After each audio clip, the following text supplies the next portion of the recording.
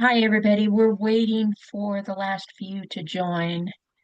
Um, there was a mix-up in the times, and one announcement said 6:30 GMT, and the other said 7 GMT. 7 was actually correct. Um, we've moved it now from 6:30 to 7 because of a previous daily vigil that's going on. So anyway, just wanted you to know that this first half hour or 25 minutes now, we're going to talk a little bit about the conference, but it's not really Duane's presentation at this time. We'll start that at 7 p.m. GMT, uh, as most of the announcements said. So, um, hi, Peter from Copenhagen or Hagen, or sorry if I say that wrong.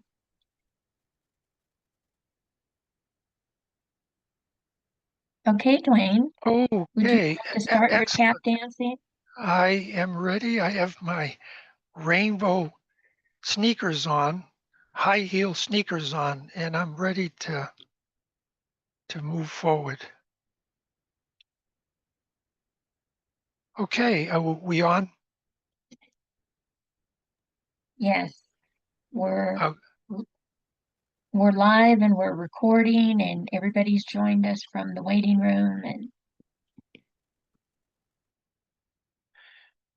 and I'll just sort of recapitulate, BL, before I start, that we got the times slightly ajar, and it's technically going to start at Pacific time at 12, but it's good that you all came a little early, and because we wanted to discuss a few preparatory insights and shares. How many that are in the waiting room that have just come on actually were able to attend the University of the Seven Rays annual conference in Phoenix? And maybe we could have a Or if you were able to attend it via Zoom, either one. okay, I have one last thing I have to do. And Rose, that is on the chat.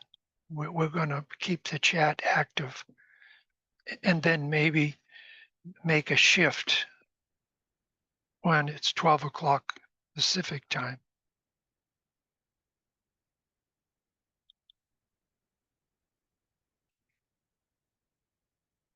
So I am not sure how many of you were able to attend. I don't see any hands. Oh, okay. Anne, excellent. Michelle. Okay, excellent. Fantastic. in the chats a number said they attended online. Okay. I'll let you read them off if you want, BL. No, they just said online. I did online, Okay, attended. So that's fine. um, Okay, excellent. And I would like to take the opportunity before we begin this presentation for getting feedback from anyone in the group that participated either in person or online. As everyone knows, there was a 5 or 6 year gap, and even though the conferences have gone forward, it's always interesting to get additional insights. So we're going to open it up to anybody either watching it through Zoom or was actually there in person.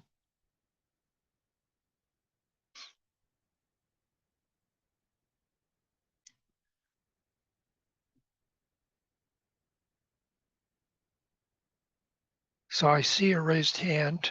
Yeah.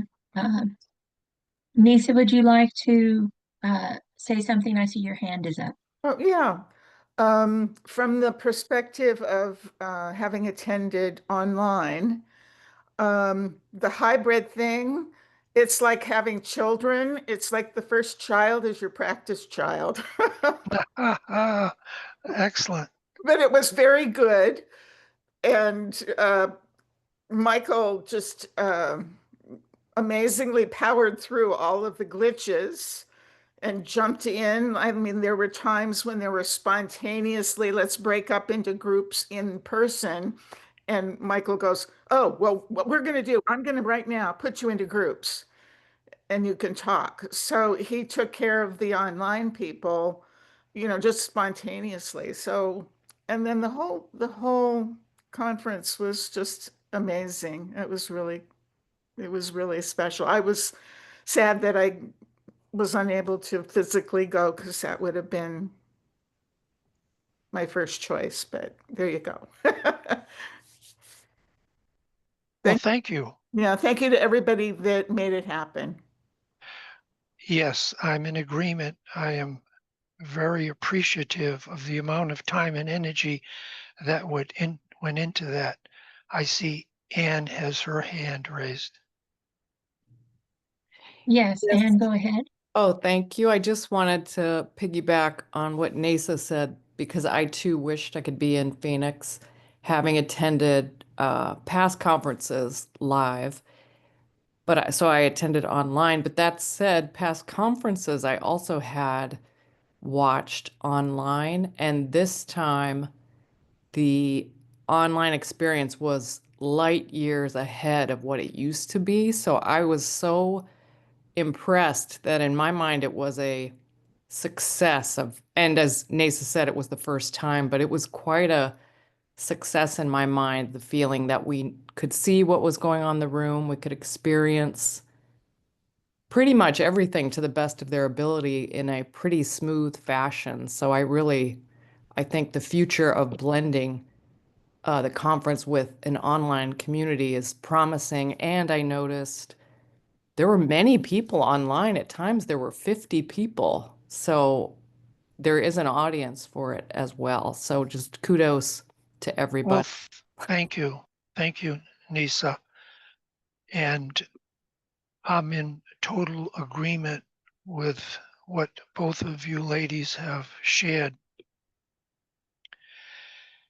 When you have groups that meet in person for like 35, 34 years, and then because of COVID or what came down, that's not able to take place, there can be somewhat of a loss of tension, creative, spiritual tension between the members, and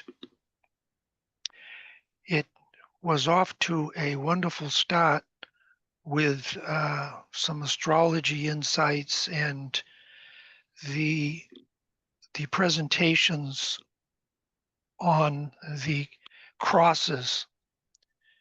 And I thought that the pre-presentations on the spiritual crosses was just profound. I gained so much insight, and it's not easy because it's somewhat technical, but those technicalities set you up later for expansions in your understanding, and even more importantly, expansions in consciousness. And yes, there were a few minor glitches that I thought Mike and the techie team handled beautifully. And Tulia is really, since our beloved MDR has passed, Tulia has really risen to the occasion. And that's not to say she wasn't doing wonderful work in parallel and in sync with Michael, absolutely. But boy, she brought in this Buddhic energy that overrided many little points of tension that could have distracted the group. She just was so eloquent and just so full of light and really brought it out in others. And by the time the conference ended, it was more like what Rumi would call a love fest.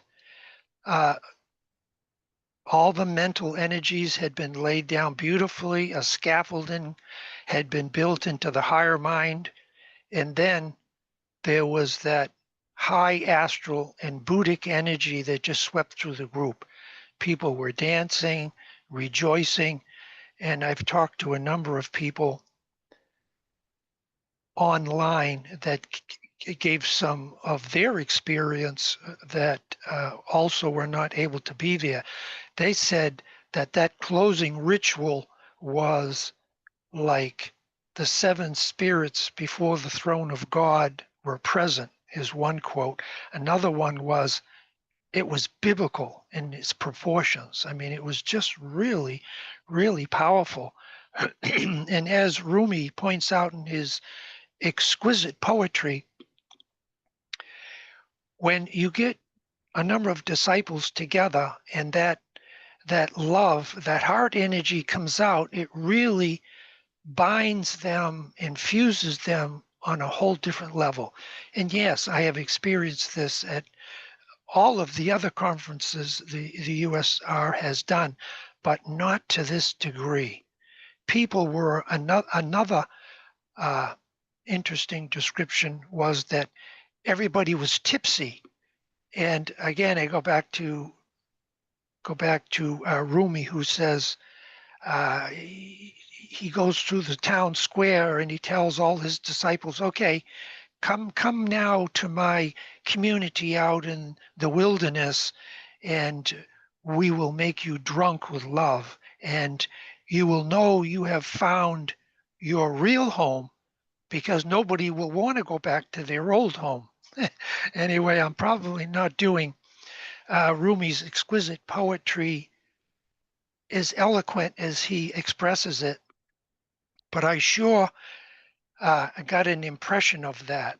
And it reminds me also of something Francis Donald said, oh, many, many years ago. We were sitting, listening to somebody speak. We were sitting together in the audience, and just very casually, in a very, very deep way, he said, you know, this is my home, right here. This is my home, and I don't want to leave it. And I had nothing. I'm often accused of being a man of many words, often too many, but I was silent in awe because he came from such a deep, deep place. And he also Duane? gave, yes, go ahead. Oh, sorry. Um, we got a hand up, but then we've got several comments, including Oh, several good. from Tuia, that are right on exactly what you're talking about. So, Asha, I'll get to you in a minute, but Tuia says, as you know, I was on site. I am still in the conference, telling Oh that my God. truly hierarchy works through hierarchy and needs to be remembered. We work together. Insights. The conclave is powerful, and I think the choices are made in many levels. So still needs to be contemplated and not let go in one's mind. The coming full moon in Gemini should be looked for. Wonderful. I am just so happy you were able to join us, Tulia, and give us additional words of wisdom and insights.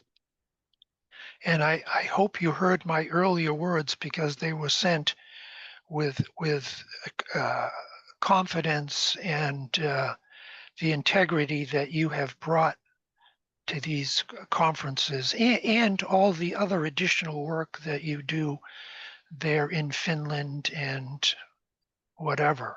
So thank you so much. Now, Asha has raised her hand, so let's. Yes, I've got a couple more comments and then Okay, then I'll go to her, please. okay? Yes, Michelle, absolutely. Michelle says it was a wonderful conference. I'm so grateful for the tremendous effort of everyone to bring together such a powerful experience. I plan to make every effort to attend in person next year. Excellent, Asha. Thank you so much. Actually, that was Michelle. And Oh, then I'm sorry. Ben says, from the conference, I'm watering seeds. One planetary server. Centralize the energy in stillness. Work, my brothers. Exact words of the invocations have numerological integrity. Excellent, Ben. Thank you. Watery seeds. Beautiful. Tulia says it was a typo. She meant to say the hierarchy works through conferences. Um, Yes, and then Francis says the high level of group consciousness with the raised level of frequency and vibration of those physically at the conference also radiated very powerfully to our online experience. excellent. Okay, Asha, go ahead, please. Yes, thank you. I have attended many online conferences, but this year I was not able to because of conflicts in schedule. But I did join the closing ceremony, and once I attended physically many years ago for a few days, for a few hours actually. But I want to echo that when I joined the closing ceremony, I really felt the love vibration so strongly. I actually felt, as Duane said, like almost tipsy. It was so blissful. I was just, it was so strong. I felt my heart open, and the music was playing. And Kyrie at the very end, I was singing with it, and it was so nice to see myself on the screen on the thing because I've been one of the Zoomers, and I connected with Twee. Yeah, we waved and kissed each other like 100 times. I saw Awesome. Rose. And Duane, I kept trying to get your attention. Whenever you were on the screen, I was waving like crazy, but you never looked at the screen. But I did wave to you Yeah. 100 times. But it was so Oh, nice thank to you. see everybody. There were so many familiar faces, and Michael too, with the tech work. I waved to. I felt like I was there, but it was really Oh, yes. such a heart opening closing ceremony, and I just felt it. So thank you. It was wonderful. Thank you. Thank Tulia and all of the sacrifice that a number of people made to keep the thing running smoothly. And the technical part with Bob and Mike and all of the others who opened and closed the rooms, and Sheldon and Helena. Yeah, it was, and many others. It was marvelous. It was just a unique demonstration of group cohesiveness on a basic level and on a very high ethereal spiritual level. And as Tulia has pointed out, it's the time for conferences, not just a few people getting together here and there, but large groups of people with that purpose, that will, and the power of love sweeping through the group. It just cleanses. It just cleanses your auric bodies and fields, and you cannot enter that sacred ground or territory without leaving being a new person, as Christ would say, a new person in love. So yeah, it was just absolutely amazing.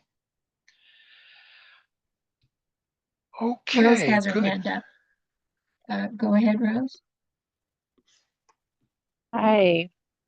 I just want to reiterate what some of the people are saying here, and also that I think it's really good that we're having this discussion because it's sort of like a regathering of that energy back into our group consciousness. And it's important. It's like a continuation of the thread. And as Julia was saying, all the way into Gemini. So I think this conversation is important. But what I wanted to say about the conference is I felt like it was really a expression of the group soul really manifested. And it manifested, like Duane was saying, on a very high Buddhic heart level, where it was really easy to get into that space of that Buddhic heart energy. And there were people just crying. And especially, of course, everybody cries during Harold's music ceremony. But what I felt personally was a intensification of my etheric body sensitivity.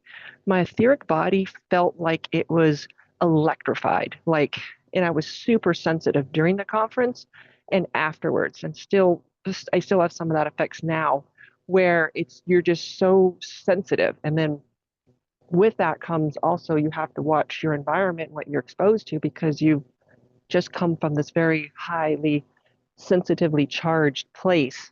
So, but yeah, those are my thoughts. Thank you.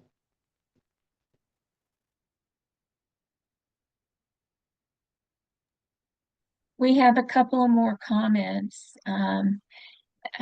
Thank you for a wonderful conference. I know how much I'm lucky that I made it online. And then Tuia says, thank you, dear ones. We had a great working time for even greater responsibilities for our brothers and sisters in humanity. The work only continues in the higher levels, right? Absolutely. Excellent, Tulia. Thank you so much. And it's just about time. We've got about 4 minutes left to officially start your presentation. So. Excellent. And I would simply point out before we begin this presentation that this is actually a modified version of a previous conference, a previous Zoom meeting we had. I think it was last month or maybe the month before that.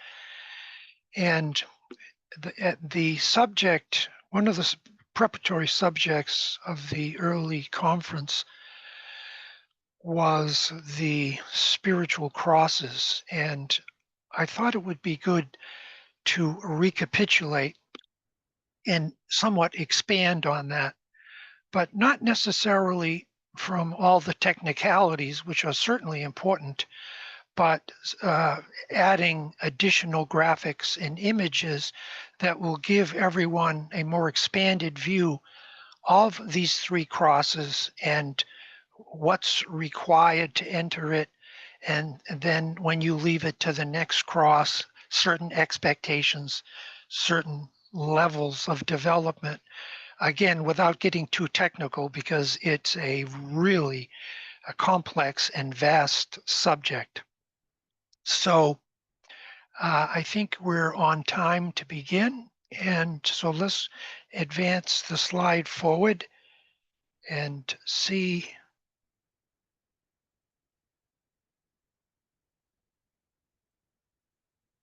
Okay.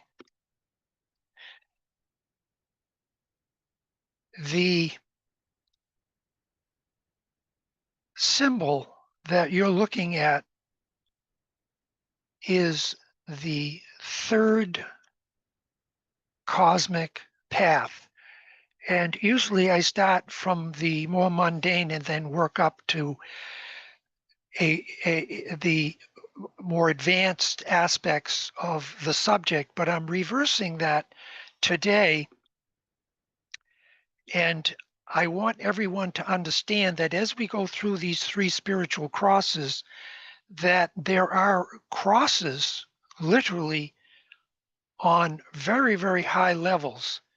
And I'm going to read to you the commentary, just a very short part of the Tibetans' outline on the six cosmic paths.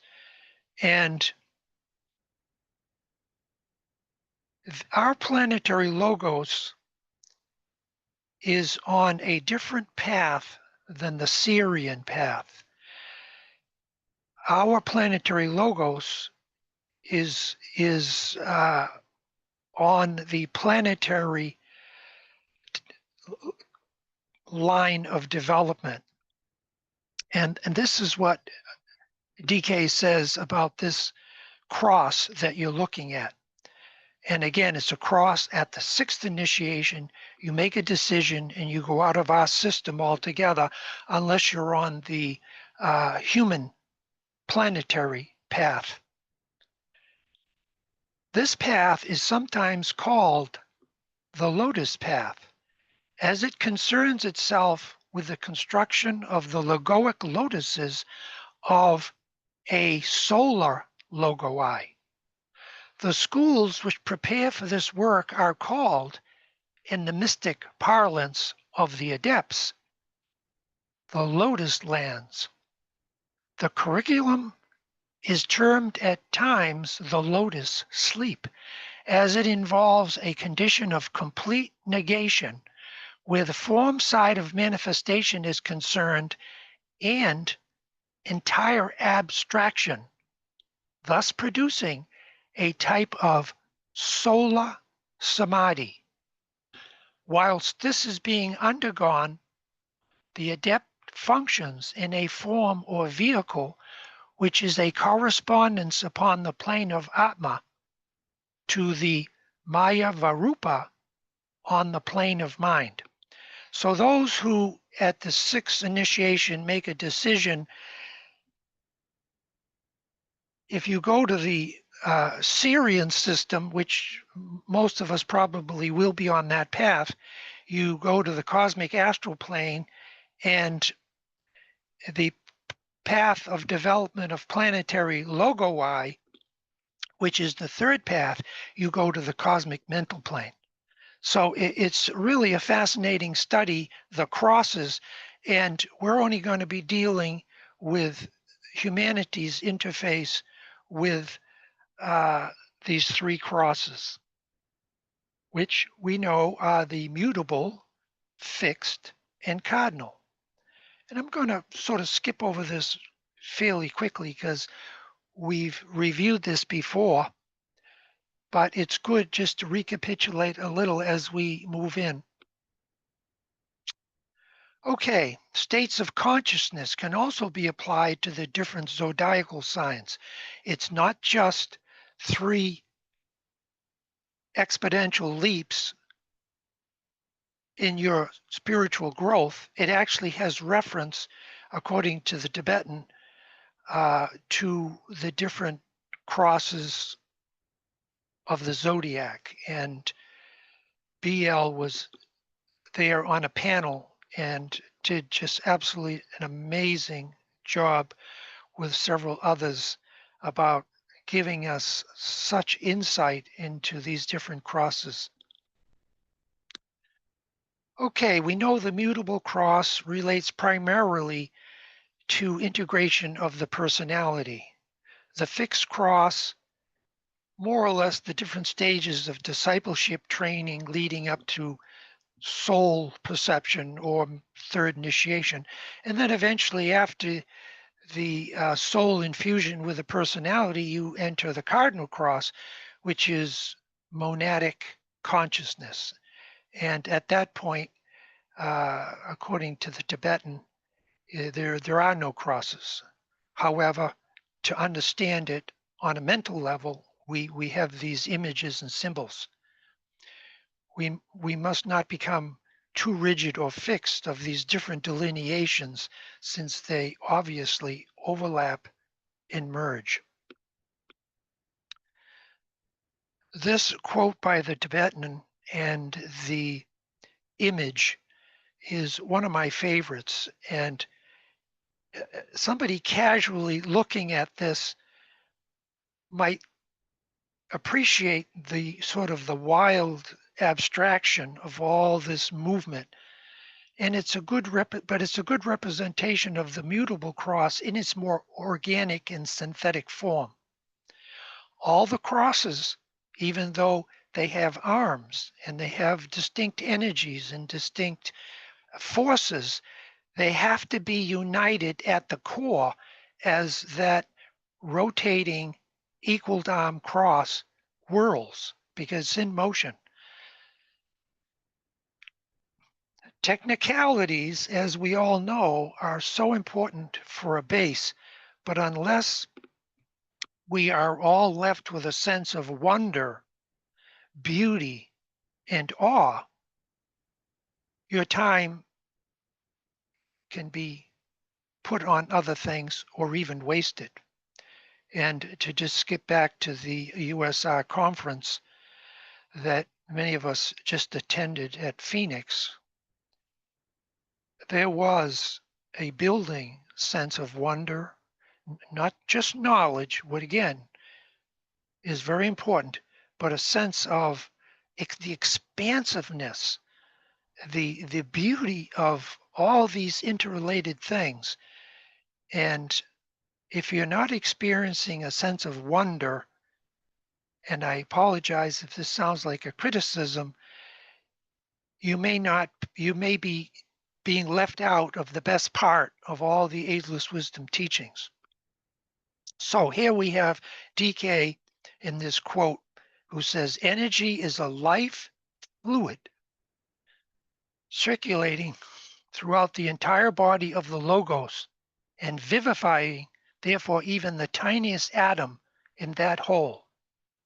It is valuable to endeavor to grasp the picture and to vision the wonder of what is transpiring. Absolutely one of my favorite quotes. Okay, the four Maharajis, or the four lords of karma, have a direct relationship to a unique cross, the mutable cross. And is there anyone there that would like to read this quote?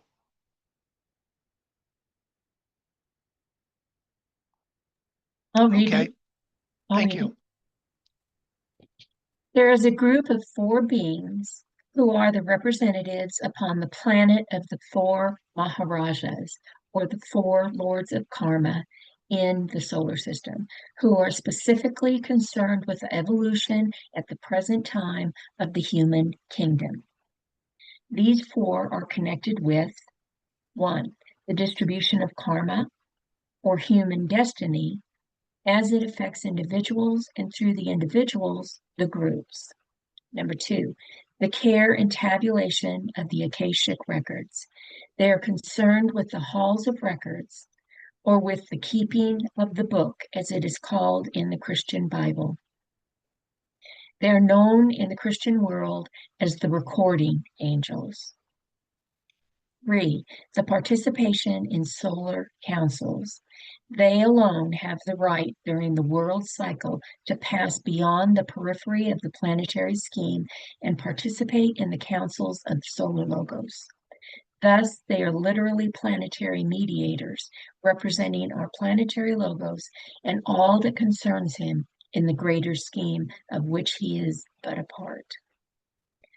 Cooperating with these karmic lords are the large groups of initiates and devas who occupy themselves with the right adjustment of world karma, racial karma, national karma, group karma, and individual karma, and who are responsible to the planetary logos for the correct manipulation of those forces and building agencies which bring in the light, the right egos on the different rays at the correct times and seasons.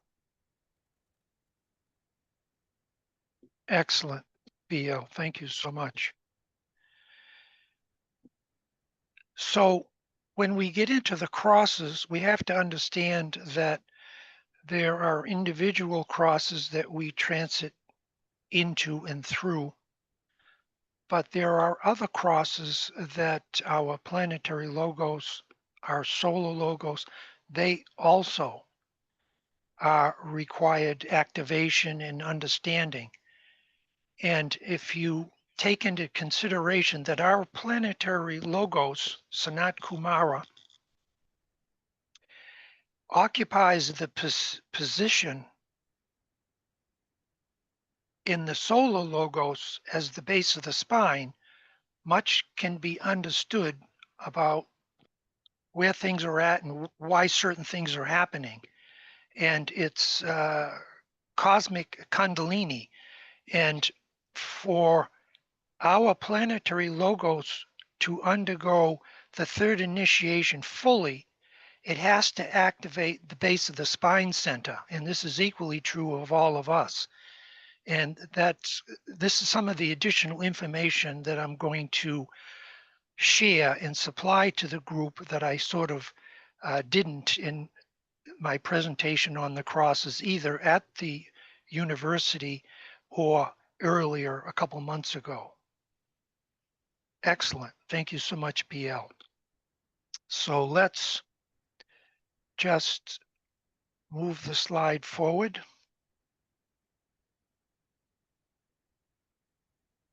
Okay, here's another quote from the Tibetan that's slightly out of context, but when we're through, you'll see how it fits in.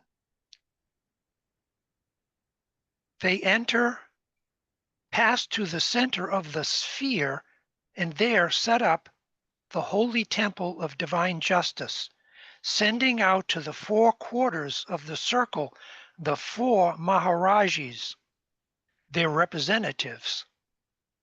So is the equal arm cross formed and all the wheels of energy set in motion. So looking from below up, the mutable cross is very important because it creates the foundation.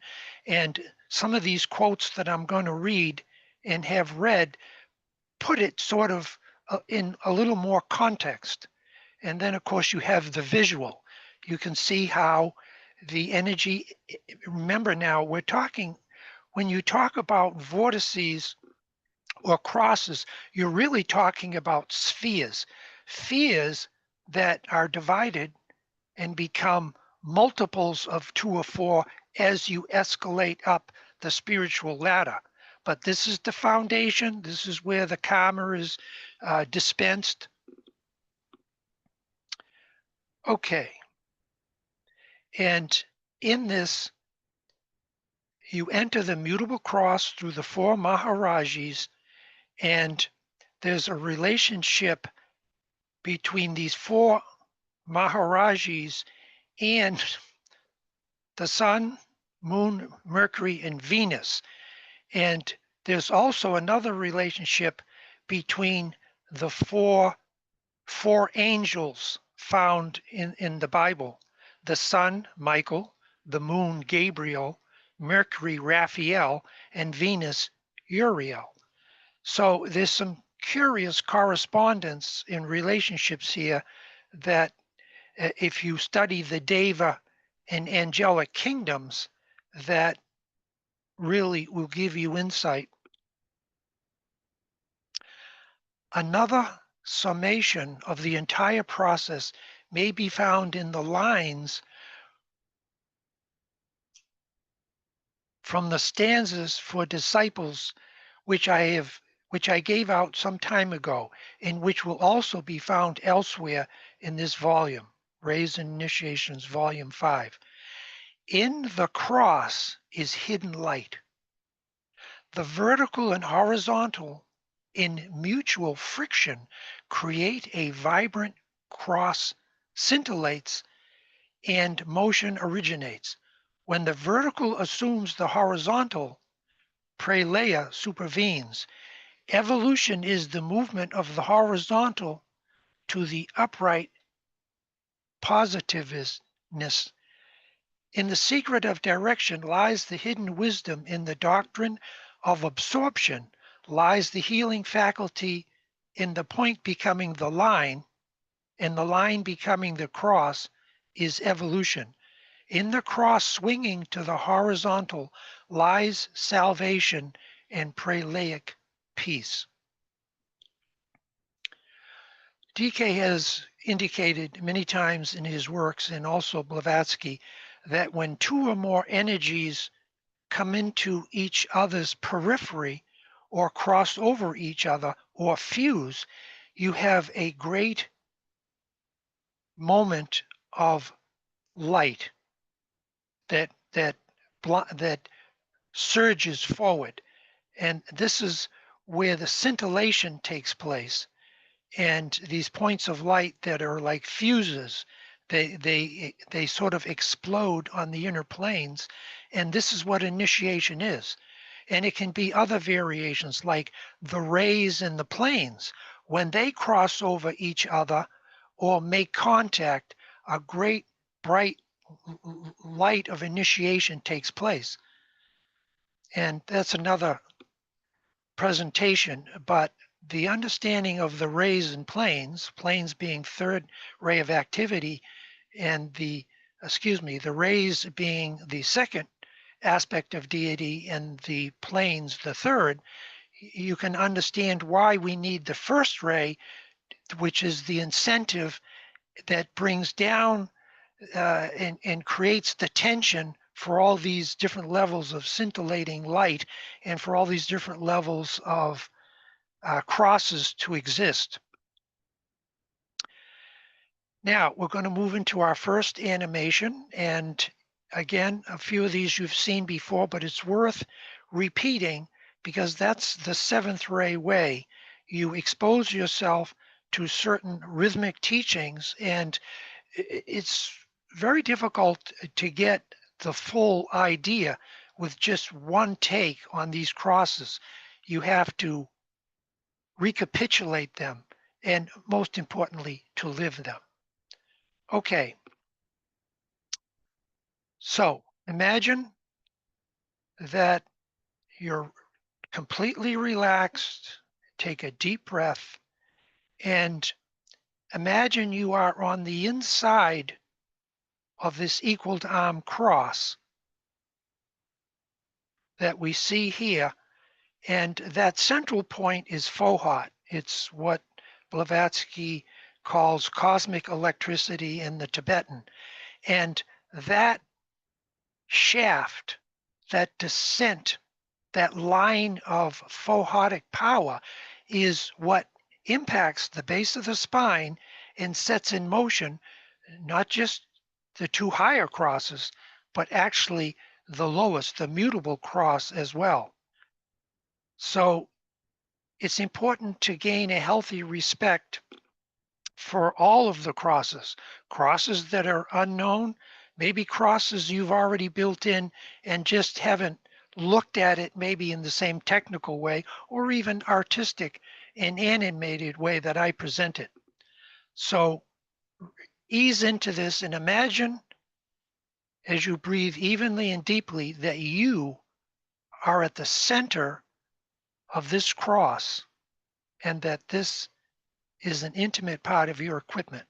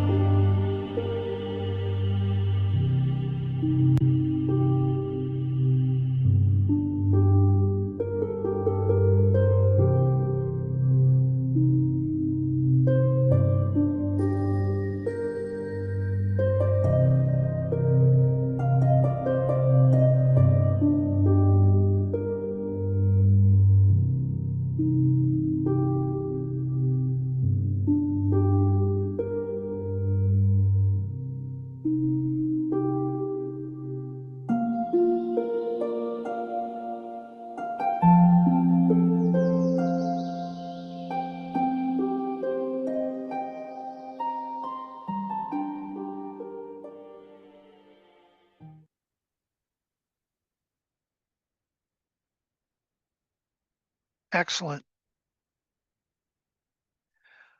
I'm going to slip back to the stationary image. What links the four arms of the mutable cross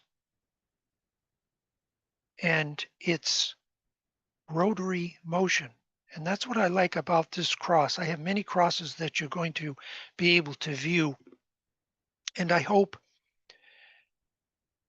any of you are so inclined to go back and study these. You have my permission, you have the Moya School's permission to print these out. And they're wonderful reminders of those hidden aspects of ourselves that are in motion. And when you study treatises in cosmic fire, you'll note that there's a special section on motion. And DK says that rotary motion, like what we've just seen here with the equal down cross, relates to the third ray, and that cyclic spiral motion, which is hinted at here. In other words, when you see the corkscrew effect, if you have any imagination, you can sort of move right into it as if it's alive, and it isn't just a stationary cross. It has movement. And the second aspect of deity is cyclic spiral motion, and then cosmic fire says that the third aspect of motion for the first ray is progressive motion, which we might say is the shortest distance between 2 points, but that is really an inadequate statement because it's actually no motion at all. It's the laya point, the bindu, the still point, or what Blavatsky and HPB call, DK call FOHOT, cosmic electricity. Okay, excellent. Now, Right? I'm going to open it up to questions. If anybody would like to or share their experience of this and how this is working for them. Yes, we have a couple of people who've done that. Francis says, I'm thinking that the movement of the horizontal into the vertical may also reflect the spiritualization of matter. Yes, excellent. That's exactly the point the Tibetan is making here, but Francis has captured it as he always does, with lesser words, but with good impact. Yes, how do the horizontal and vertical fuse? What's the crossover point? And that's always been something that's sort of stymied me trying to understand these teachings. But thank you, Francis.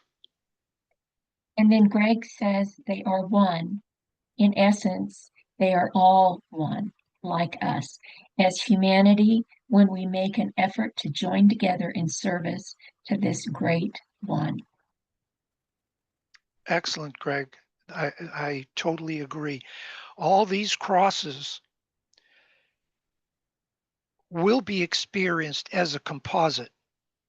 In other words, if you've moved through the mutable cross and have entered the fixed cross, that doesn't mean the mutable cross has like disappeared, becomes non-existent. It becomes like what DK refers to when he's talking about the personality and soul ray. The personality ray doesn't really disintegrate when it's fused with the soul ray. What it does is it becomes, to quote the Tibetan, a base note. That is the term he uses. And it's there as a foundation. And this is like the chalice. In other words, all the advanced energies you work with, they have to have some type of confining or expanding rings past naught, because all alchemy and white magic is a result of fixing energies in time and space in a way that the friction of them coming together creates light. And we talk about abstractions and infinite levels, but It's so important to understand the progressive stages. Yes, all is one. So the mutable, fixed, and cardinal are working there all the time. This is a rather controversial statement. You don't create, let's say if you're on the mutable cross, you don't create the fixed cross. You suddenly open to the downflow of the soul that's always been there. It's just you haven't been able to respond to that. So when Greg makes that statement that eventually all is one, it's a correct statement. But it's hard to fully understand unless you know the sequence of events. All three crosses can be activated and they overlap, as I said earlier. And it's a tough thing. And DK says throughout all his works, this is so hard for me to communicate, but I'm going to try anyway. Thank you, Greg. Any additional comments? Yes, Diana says, we are in the Bindu. We are that Bindu. Yes, exactly. We are a fragment of it and we are the whole. And as DK says, the lesser may not be aware of the greater, but the greater is aware of the lesser. And in the final analysis, they're all one. Okay, any additional comments or shares? That's all I see at the moment.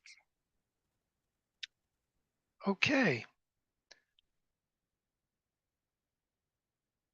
My mouse ceasing to work here. Let's try this. Okay. Now here's another quote by the Tibetan. And I've shared this numerous times, but it is a concept that is very, very hard to grasp unless you're exposed to it over and over. And when you have spiritual experiences of a very lofty type, you can be blinded by the light and not realize that there is something maybe on a somewhat lower level taking place that allows this transformation, this upliftment. Anyway, in the whirling of the force through the vortex, which whirling forms the petal of the lotus, it will be observed that certain petals predominantly stand out, and each center demonstrates one particular type of cross, with the exception of the two head centers, which are the synthesis of the lower crosses. The four-armed cross of the third logos, which is what we've been studying here for the last 15 or 20 minutes, is found at the base of the spine, and the cross of the fourth human hierarchy in the heart. Now that, to me, is a very profound and yet paradoxical statement, because you're finding an equal, you're finding the four-armed cross in the base of the spine, which is just one of many centers in each individual person, but also on a higher level, it relates to the fourth human hierarchy.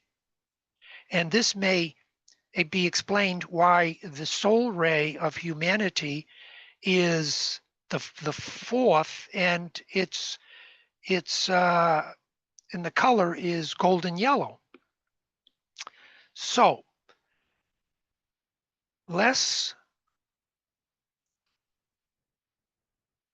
okay. Now, everyone has seen this chart many, many times, but we're going to sort of work on this chart from a slightly different point of view. And we know that this chart was taken from Joel Kuhl's teachings in Cosmic Fire, and that they are all the main triangles between the first and fifth initiation. And note that each center has a positive and negative connotation beside the disk. And we're going to bore down into that in a little more detail in a few slides coming. So, Wayne, yes, I just wanted to say we have a couple of more comments on what we were just talking about. well, then So let's I thought to stop read them right here. before. Okay. Absolutely. Francis says the greater is aware of the lesser, the monad is aware of the soul, and in the final analysis, they are one. Yes, thank you, Francis. That is entirely correct. Then Magda says the movement of the vertical into the horizontal seems more correct to me as description for the dynamic bringing to the etherization of blood into the light body till the high initiation known as Damasco initiation, I believe, solar samadhi. Yes, excellent. Thank you. Well, the question of does the vertical move into the horizontal and the horizontal into the vertical is an interesting question. And I think if you're looking from above down, the vertical influences, descends, expands, initiates, repolarizes the horizontal. But at the same time, you can see it as the horizontal awakening to the vertical and cooperating, entering into, co-creating. And so I think both are correct. They're not mutually exclusive. They both work simultaneously.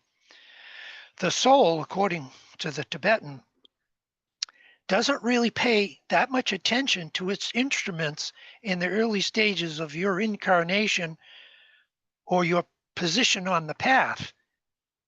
You have to get the soul on its own plane to turn on its pedestal of light and respond to your invocation and send down the other half of the Antakarana bridge.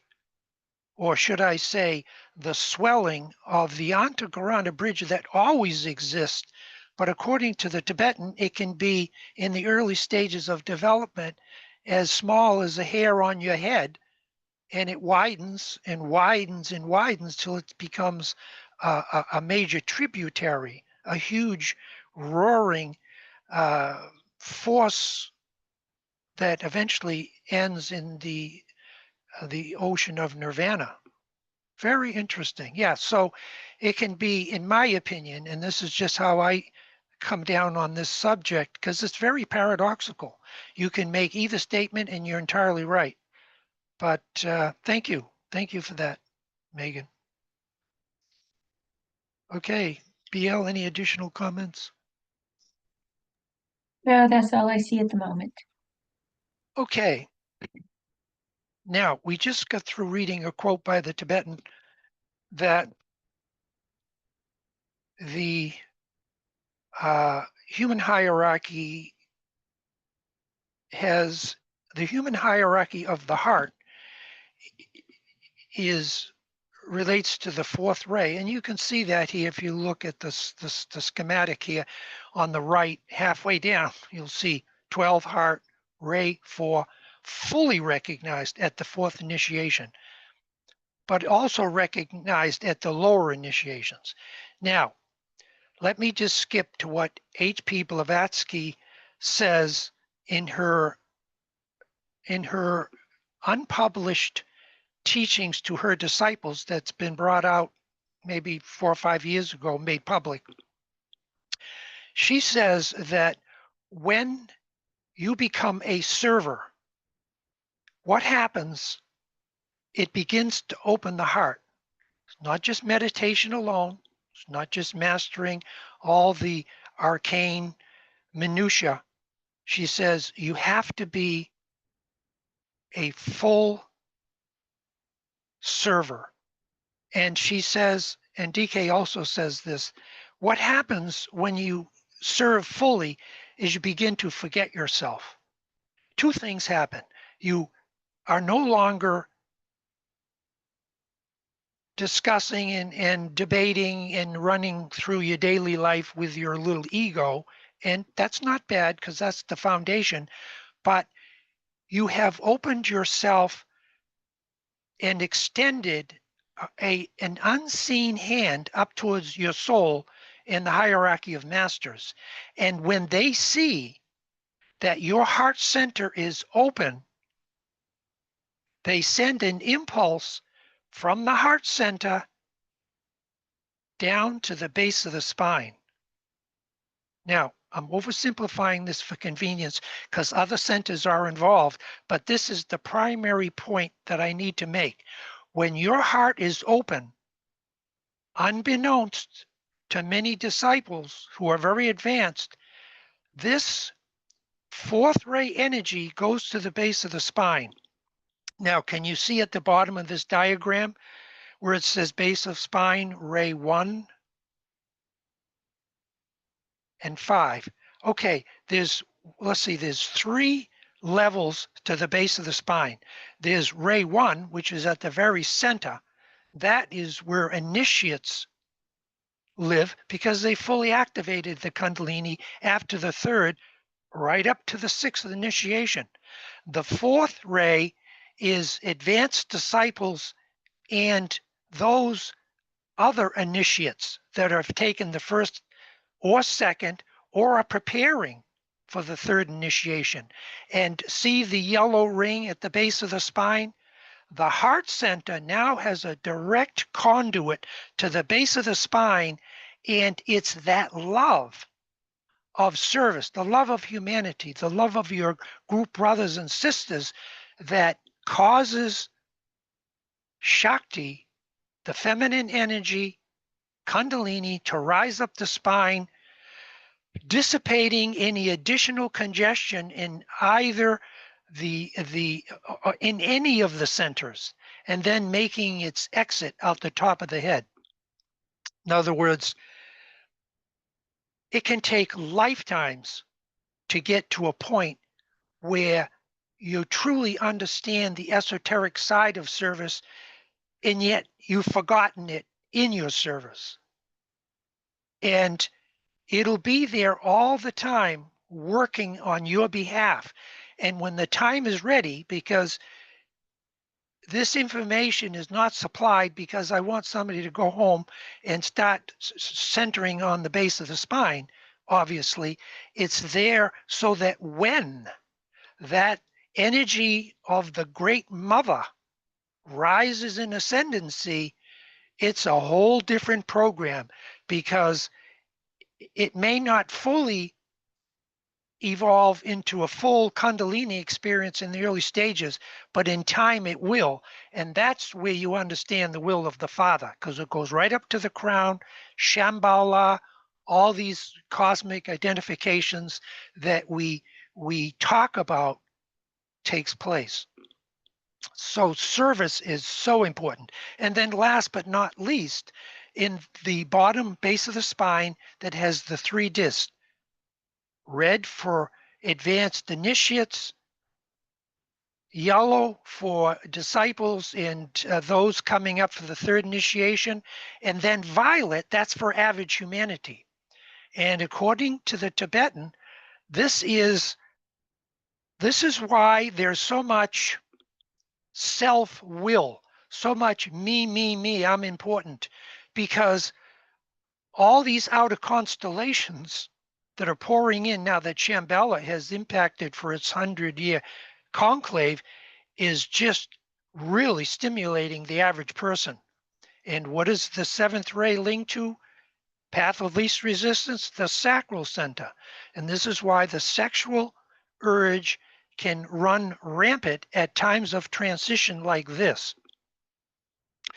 According to the Tibetan, on the other hand, it's a time of gathering in the our hearts, or all those who have shown the promise, the service work, and are ready for the 3rd initiation. All these energies are now available. Just like the Buddha had hundreds and hundreds of years past. It's called the gathering in of the our hearts. So again, I apologize for going into this technically, but it's really important because this base of the spine center is absolutely critical to all evolution. And the end result, what is the end result? the uh, the equal arm mutable cross fuses with the fixed cross, and then it fuses with the cardinal cross, and then there are no crosses. It's just the perfect male and female blended on a very, very high monadic level. And so it's not like, oh, now the feminine can take off because it served its useful purpose, and now it's just all masculine energy up there at the top of the head center. No, it's a perfect fusion of the Earth Mother into its counterpart. And I'm going to say something really simple, and I hope it makes sense, because esoterically it reveals a lot. I want you to imagine that the base of the spine disc that I just described and the monadic disc at the top, they're one. And during involution, it's like an elastic. They separate themselves from each other, and all these secondary chakras and force centers come into existence. And that pull, that tension of the elastic finally seats itself at the base of the spine and fixes itself there for eons of time. Hundreds, thousands of incarnations. But there's always hidden this tension, like an elastic would provide, between that base of the spine center, the great mother, and the crown center. And every initiation that you make, first initiation, sacral center to the throat via base of the spine. Second initiation, solar plexus to the heart via base of the spine. There's less tension, and that elastic is being released, and it keeps pulling you. You're pushing from below up, and the higher centers are pulling you up as you push yourself up. It's sort of a mutual thing. And this is where you get into the 6 stages of building the Antakarana. And the crossover place is during the 3rd stage of invocation, evocation.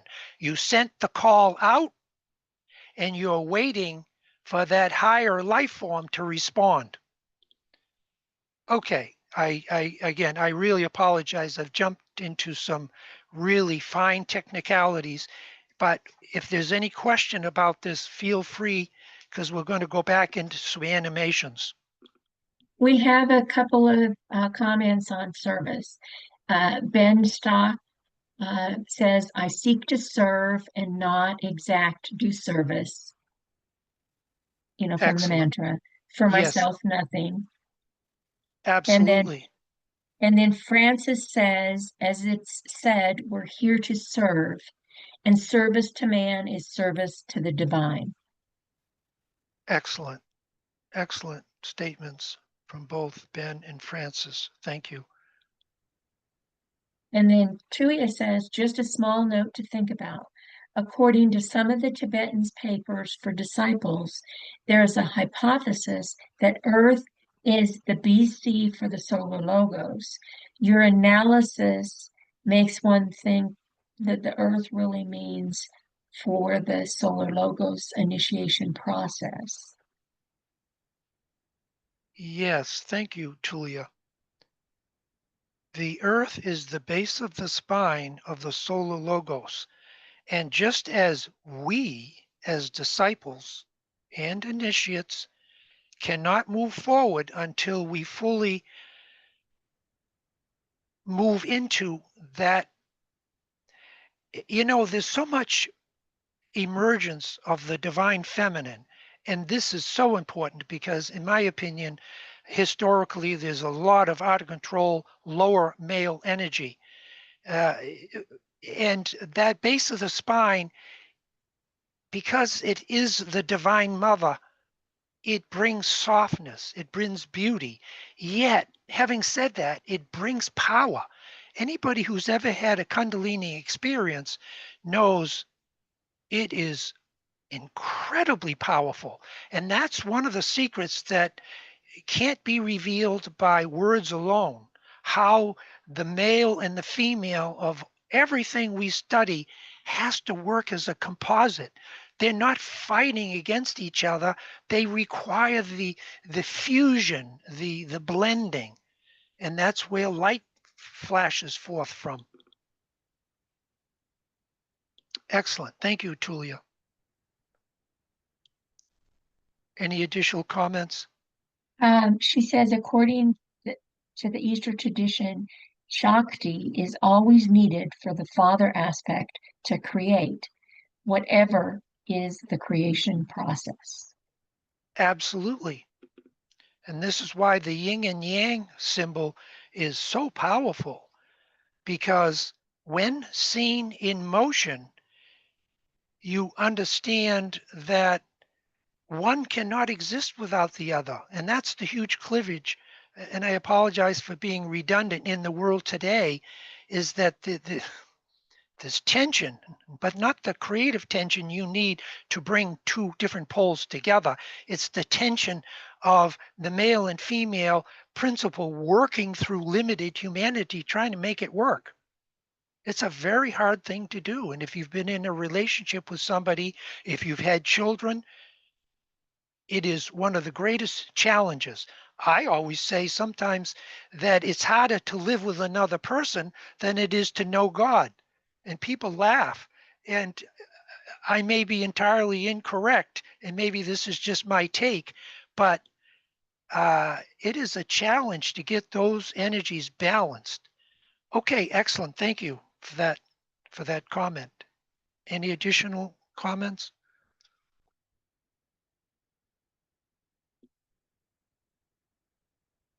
Yeah, that's all I see. Okay. We thank got a you. hand. We got a hand. Yes. Barbara, please go ahead. Yes, so we consider the monad to be at a higher frequency, um, and the base to be at a lower frequency. Yet the transformation comes from the lower frequency.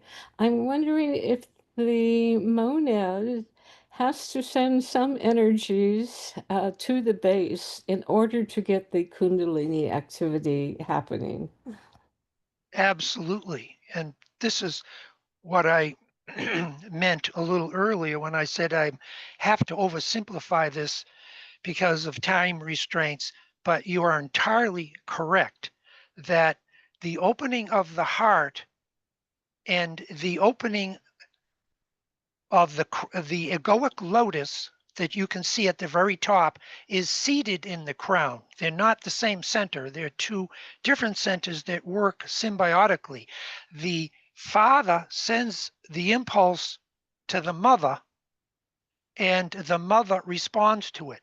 Yet, paradoxically, if there wasn't some bridge that already existed, which is the Antakarana bridge, which can be taken on a personal level, a planetary level, or a solar level, you couldn't do that.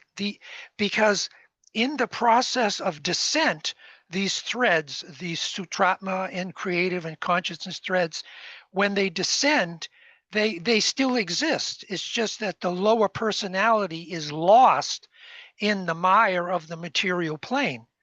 But because really everything happens from above down, and yet it happens simultaneously. If you see the mother and the father as in a state of union, see it like as a sphere. Okay, we say the father's at the top of the sphere and the feminine is at the bottom of the sphere, two different vortexes, but that sphere is spinning, so there is no top and there is no bottom. That's just a construct of the human mind to help us understand the next stage of our development. Yeah, no, we're peeling back some very deep mysteries here. And the lower mind, however articulate and however advanced, can only elude. The key word here is elude to these expansions of consciousness that have to be experienced. Okay, any additional comments? Wonderful. Yes, yes, we have several. Greg says this also suggests that everyone, male and female, can work through and have the higher initiations. Women, in a sense, using Shakti, and men using light through Shakti, and vice versa, for women using Shakti through light expression. That is a very important statement, and I agree with that. One of the things that I did in my down time was on Facebook to help people understand that when you study the ageless wisdom teachings, you come across the concept that women cannot take the higher initiations because of the type of physical vehicle that they have. And I will not argue that this may have been the case in the past. However, it is not the case now in many circumstances. And the reason I say that is this. Let us take a woman. Now, we could oversimplify and say, okay, she's second ray, she's emotional, she's psychic, she communicates well, and then give comparisons with the male counterpart. And yeah, okay, that may be true. However, there are women who are coming into incarnation and they inhabit a physical body who have all these masculine attributes. And what I mean by that is they could have a first ray soul. You think a first ray woman, you think a woman with a first ray soul is going to be, and I'm just generalizing here, so don't don't quote me, that they're going to be yielding or the stereotype of the average woman? No, they're going to have fire in their eyes. They're going to be driven by this first ray force. What happens if they have a fifth ray personality, another masculine ray, or they have a first ray body, or a first ray astral body, or first ray physical etheric? Now, in that case, I could hypothetically say that's male energy in a female body. Okay, so to me, that would more than counteract this old cliche that, oh, if you're in a female body, you just can't deal with the energy, or it's too strong, or it's this or that. I'm a water sign. I'm double Cancer. I in Pisces. And in many ways, people would say, okay, this is a very feminine type of man. But when I experienced Kundalini when I was quite young, it was like, whoa, it turned me right around. And I began to understand at an early age.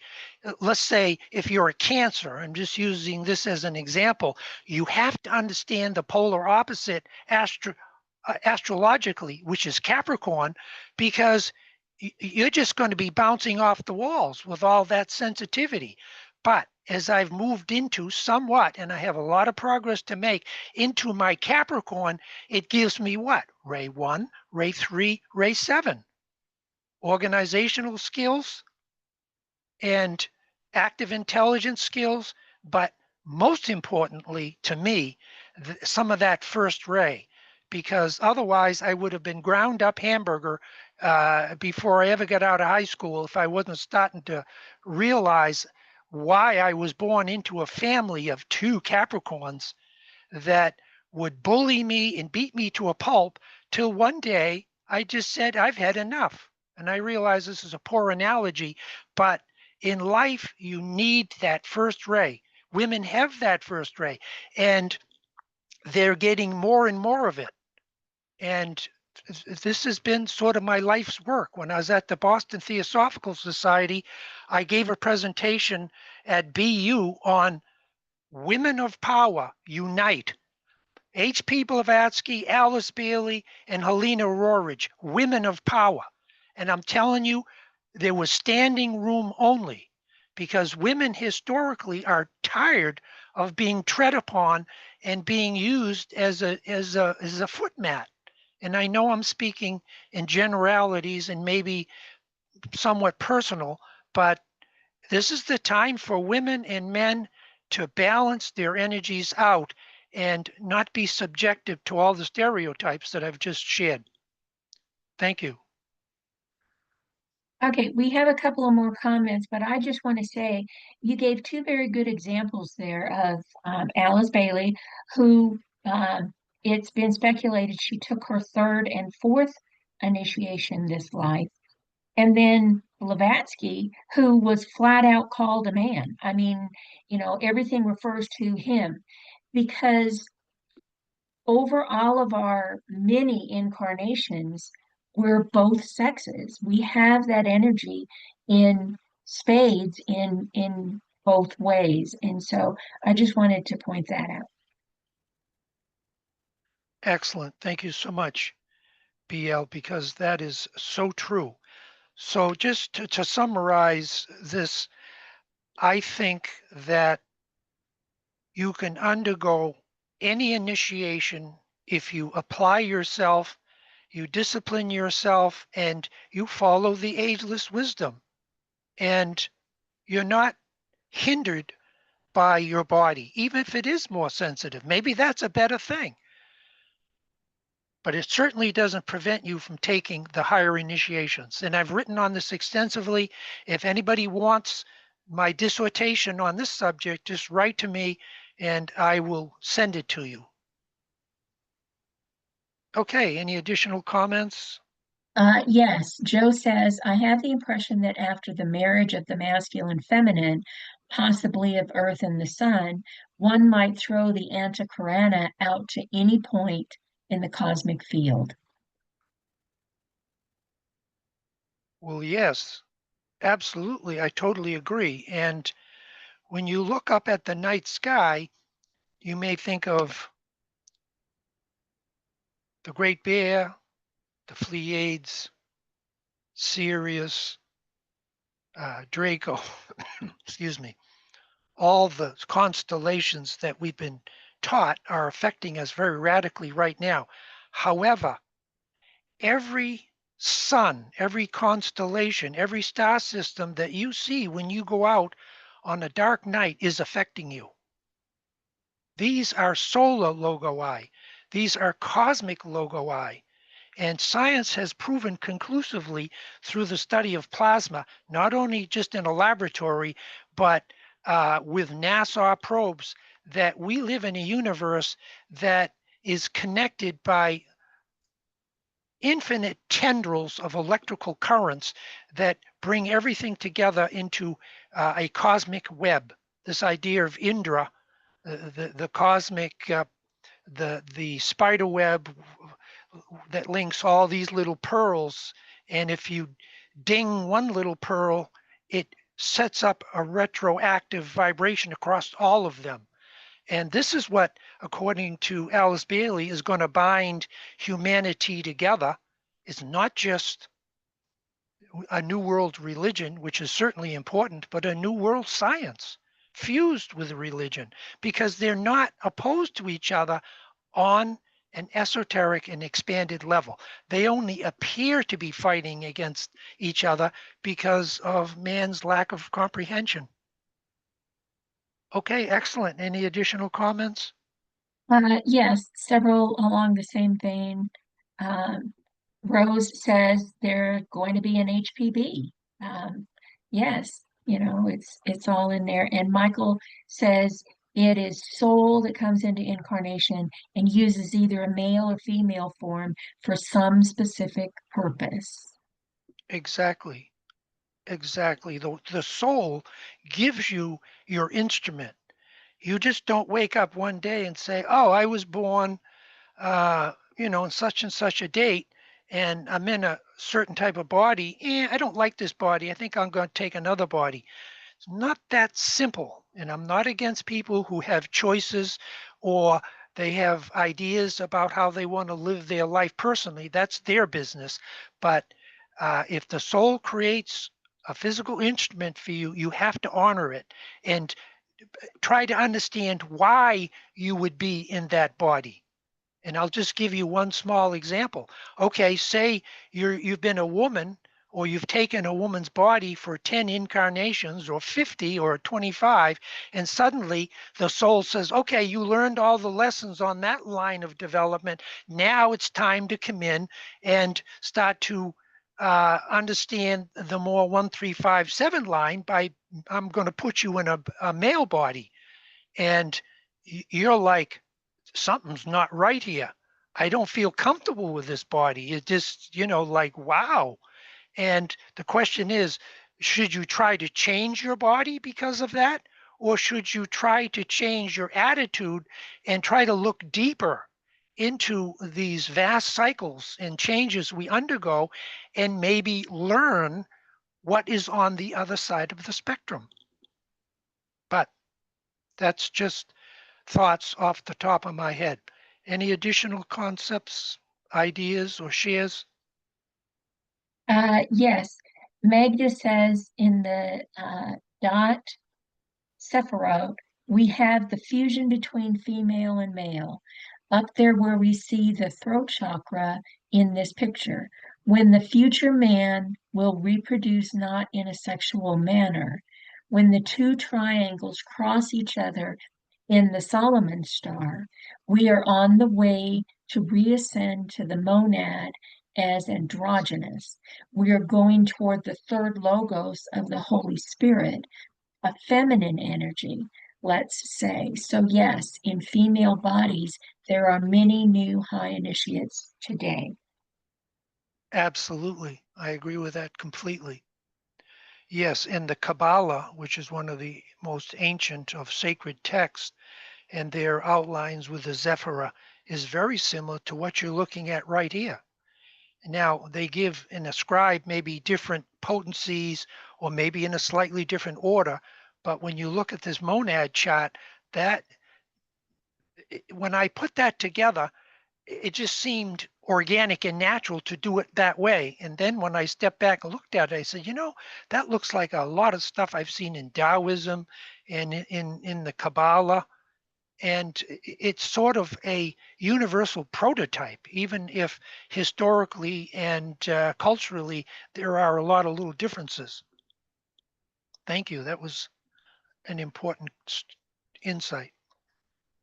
Okay, anyone And else? then Julia says, thank you, Duane. I am first ray soul, and it has been a pain in my life to be that kind of a woman.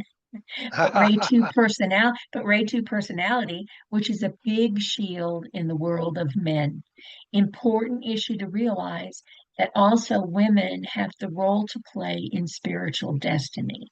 So thank you for your thoughts. Excellent. Tulia has just summed up beautifully her contribution. And this isn't a valuation of Tulia because she is way, way beyond anything I could describe in a few feeble words. But her first ray soul comes right through. She's directed, she's one pointed, and yes, okay, through her personality ray, the second ray, which often can vacillate or rearrange things, but it's done artistically, it's done creatively, and those two rays work beautifully for her position as working with all these different people and these different groups. I mean, there's your first ray. There's your first ray right there. And wonderful, Tulia. We love you and we love your power, if I can put it in simple terms. Okay, good. That's all I see at the moment. Okay, well, we'll move along here because we got some great animations. And okay, just another quote here. To understand polarity, one of the things you have to do is you have to study some of the simple laws of electricity. And we're going to do that today very superficially.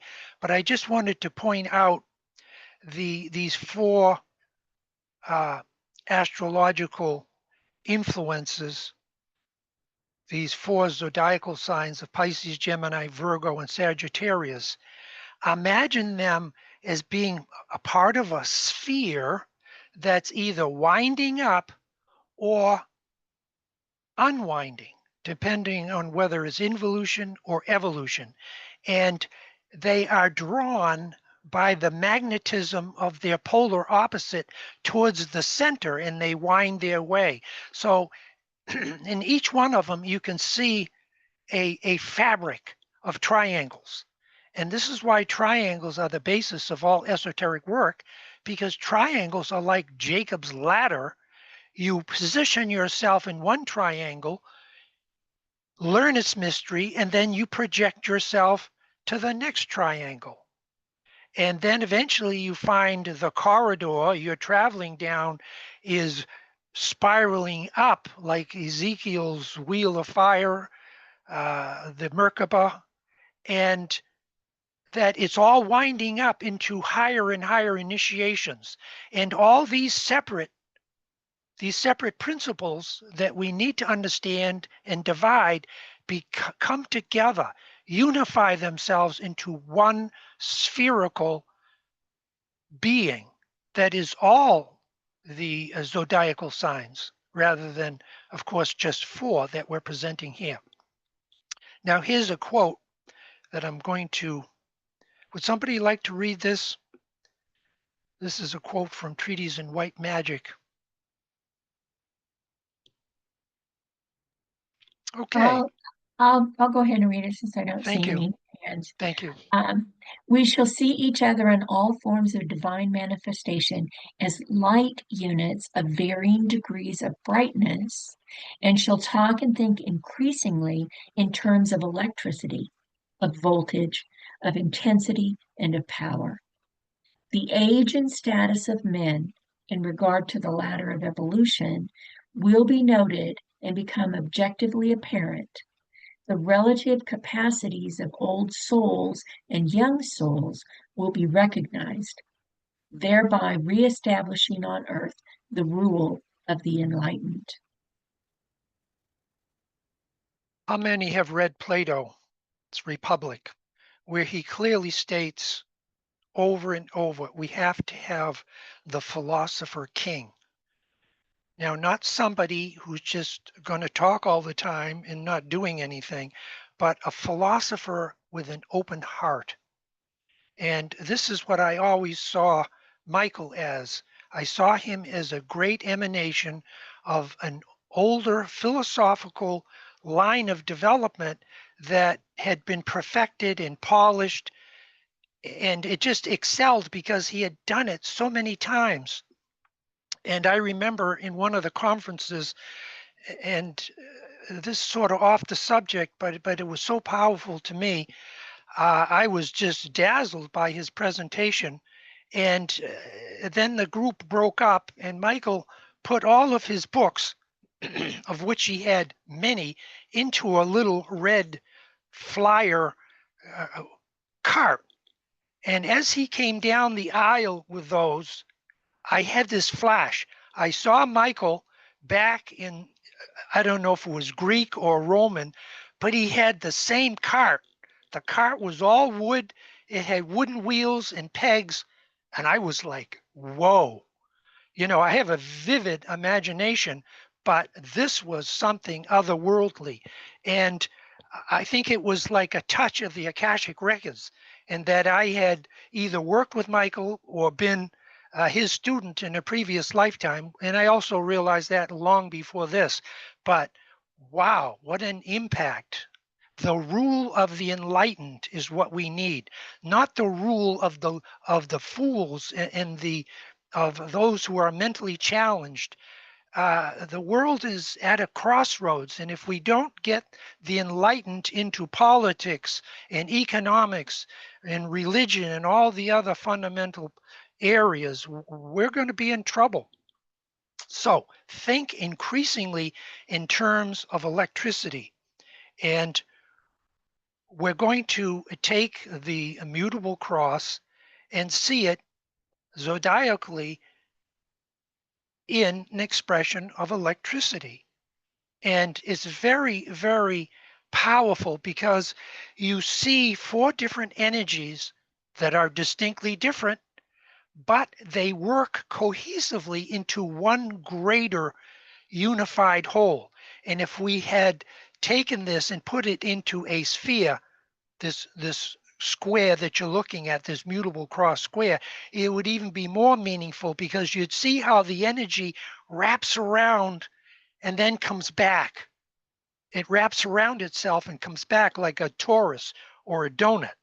So this is just the first stage of stepping into these powerful energies that they create, they destroy, they build, they dissipate, and it all depends on where you are on your cross or in your path.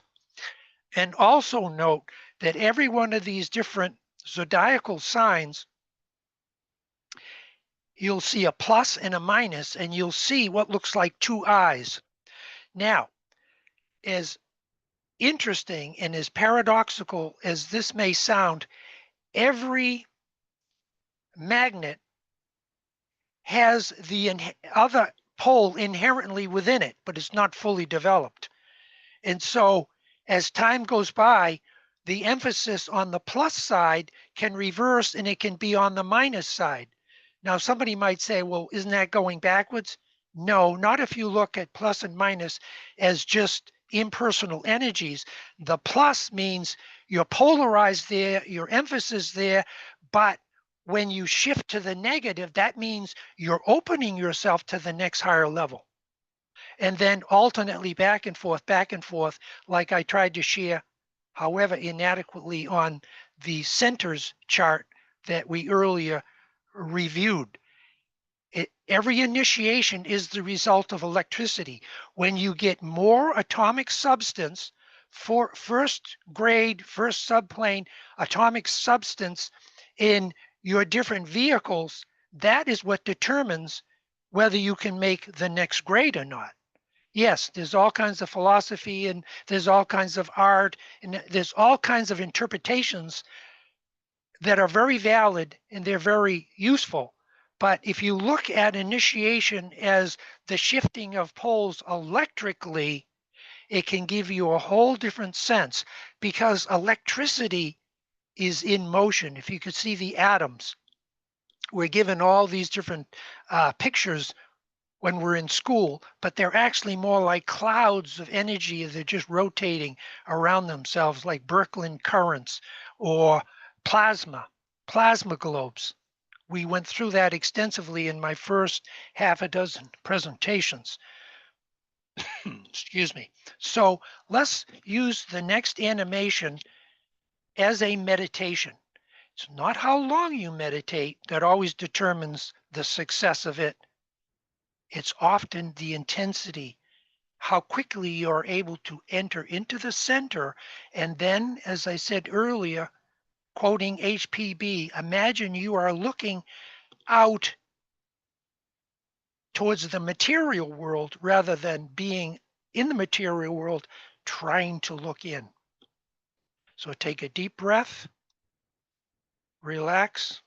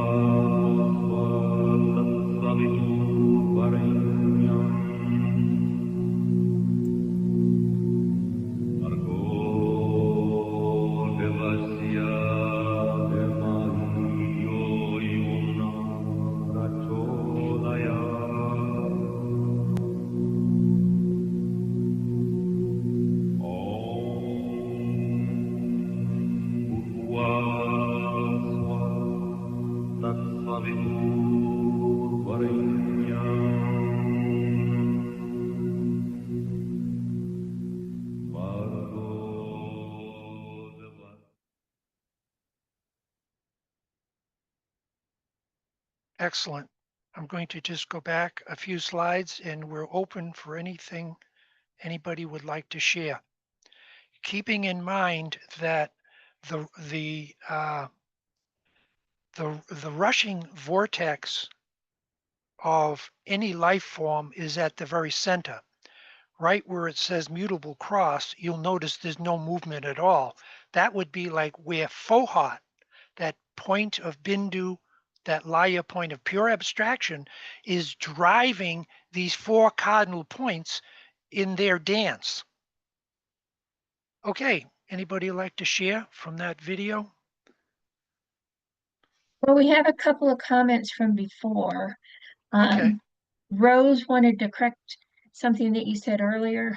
yes, And she says, I would reword that to those who are not, or who are glamour and illusion challenged, when you were talking about the in-your-face personalities of the world. okay, excellent. I I like that. agree. Nisa says, display on the Las Vegas sphere. I'm not sure what she's referring to here, but any of these things displayed on the Las Vegas sphere would be amazing. Yes, that's interesting because Rose and I stopped at Las Vegas on our way back. It wasn't our first choice, but we were so burnt out that we had to have some kind of lodging. And we found the perfect place for our needs in one of those huge looming towers. And we were forced to take all of our supplies to our room through the crap tables and all of the machines. And I'll tell you, by the time I went from the beginning to the end of that, I was like dizzy. The astral energy was so incompatible to, and Rose felt the same thing. It was just really, and so the idea of some esoteric symbol in Las Vegas, maybe we could use that as a beacon, to pour down some redemptive energy. Anything else, Rose, you wanted to share? Well, I think the comment there was reference that there is this giant sphere that we did see a little bit. It's like almost like a mini size of the Earth, and you could project like one of your animations onto that sphere. Oh, I see. And Yes, yes. yes, and it would be, I think that's what she's referring to. um, Otherwise, she's Yeah, referring to the glamour that's and what I illusion thought. of the Vegas sphere. Yeah, that's what I was thinking too, because you can project things on there. And Right. Shock Sin City. Yes. Anyone else like to comment on We Las have a number of Vegas or uh, the animation? Greg says this is so much about pure and full spiritual balance on all levels. There is no such thing as opposition. Once we make that bridge, that with every opposition exists total, uh, full, and complete balance on the physical, astral, mental, Buddhic, and atmic levels. Powerful. Such a Beautiful. beautiful, revelatory experience. Yes, that's eloquently expressed. Greg, thank you so much. It's all about balance, and the balance shifts. What's balanced for you today may not be tomorrow. And sometimes you have to shake up the balance if it's holding you back to the next level of balance, if that makes any sense. Okay, excellent. Francis says symbolic of the one in many and the many in one. Yes, that's a beautiful occult statement. Summarizes it. Thank you, Francis. Okay, great. Anyone else like to And share? Jessica, yeah, we got a couple more. Okay. Jessica says, I see the completeness of energetic movement from the highest plane to the dense physical plane and back around. That's beautifully shared, from the highest to the lowest and back around. See, the highest and the lowest, it can be taken many ways, and it's certainly occultly true. But if you're thinking of the sphere, it is coming back around, like an apple. You split it, and in the center are the seeds, but it grows back around. Awesome. Thank you, Jessica, and thank you for your wonderful work at the conference. Your assistance and help was needed, and you really arose to the occasion and did a wonderful job. So thank you. Okay, any other additional comments? Nisa says yes, what we were talking about is what she had in mind with Okay, the thank Vegas you, Nisa. sphere. Excellent, thank you. Okay, and that's all I see right now. Okay, well, we'll go to the next animation. And this is a wonderful quote from Infinity. And I know that everyone here is very familiar with the teachings of Master M through Helena Rorich. And it's a similar approach as DK and Blavatsky, but it's different. And I always like to point out that the Tibetan said that the most esoteric part of his teachings were given in the stanzas of Dian and in the old commentary. You can be reading DK and then all of a sudden he'll have this old commentary quote that is it's like pure poetry. It's occultly correct, but it's meant to invoke the intuition. And that is the higher part of the Tibetan's teachings. All the information, however important, is only a foundation. You have to open the heart and your ajna center and all these other powerful places. So we're going to read this. Would anybody like to read this? I can read it, Duane. Thank you, Rose. The incompatibility between spirit and matter compresses itself like a rushing vortex. When the spirit is burdened by contacting imperfection through the shell, it begins a battle which discloses, sorry, I have to scroll here, this imperfection. The shell that impedes the spirit are like encumbrances obstructing the path, truly encumbrances. The cosmic creativity incessantly clears away, striving towards darkness. Humanity's chief lack of understanding, lies in this expressed disharmony. When the spirit and the shells which clothe it will be in harmony, humanity will come closer to the cosmic union. Thus, when the striving to the fiery process will be assimilated, a new step will be affirmed. The striving of humanity to the manifestation of imperfection is developed upon the principle of light-mindedness. Speaking of the highest harmony, it is said that cosmos creates upon the principle of unity of life. Therefore, one may attain only through unity. Thus, the infinite summons spirit and matter. Excellent, Rose. Thank you so much. In this next animation, we're going to see a visual idea of, once again, the mutable cross, but in its whirling state, and also how it can be constructed by striated lines that easily can be built into triangles. This idea of a rushing vortex. You see that in the Tibetans' teachings everywhere, that the soul on its own plane is a vortex. The master's ashram is a vortex. he talks about spheres within spheres within spheres in cosmic fire, which are circular lives that have an entry point or a rushing vortex coming in, and then a rushing vortex exiting.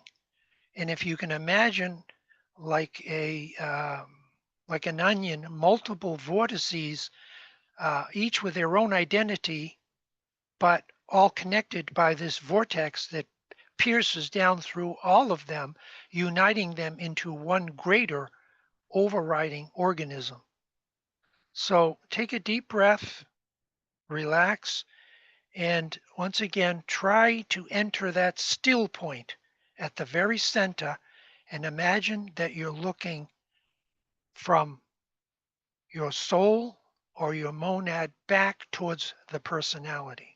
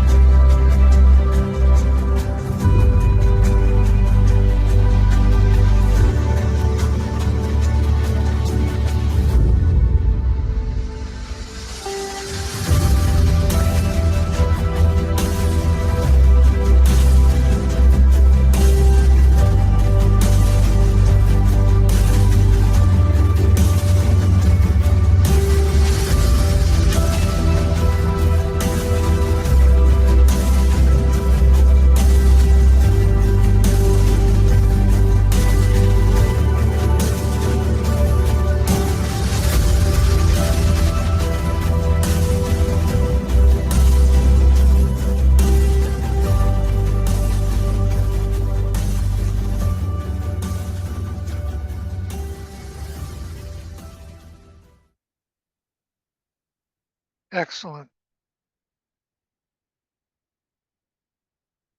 Before we continue, would anyone like to share?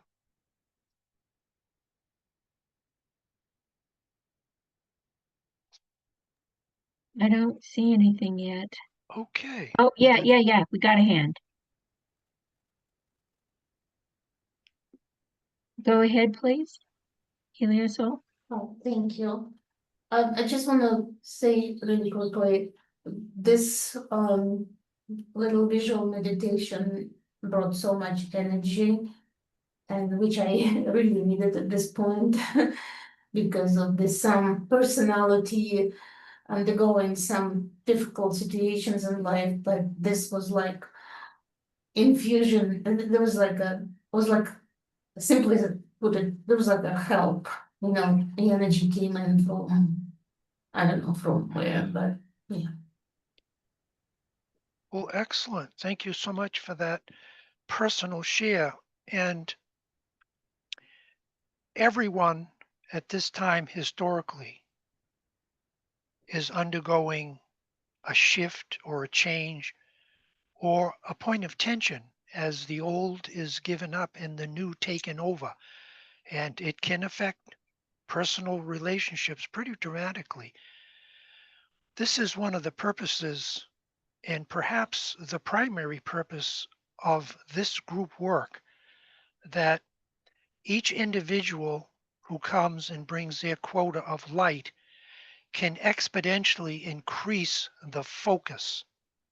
And that energy can be utilized by the group as an entity in itself in its completeness, or the individual participants. So I am very heartened to hear your inspiration, because this is very important. These teachings have to move you on a personal level to be effective, to be real.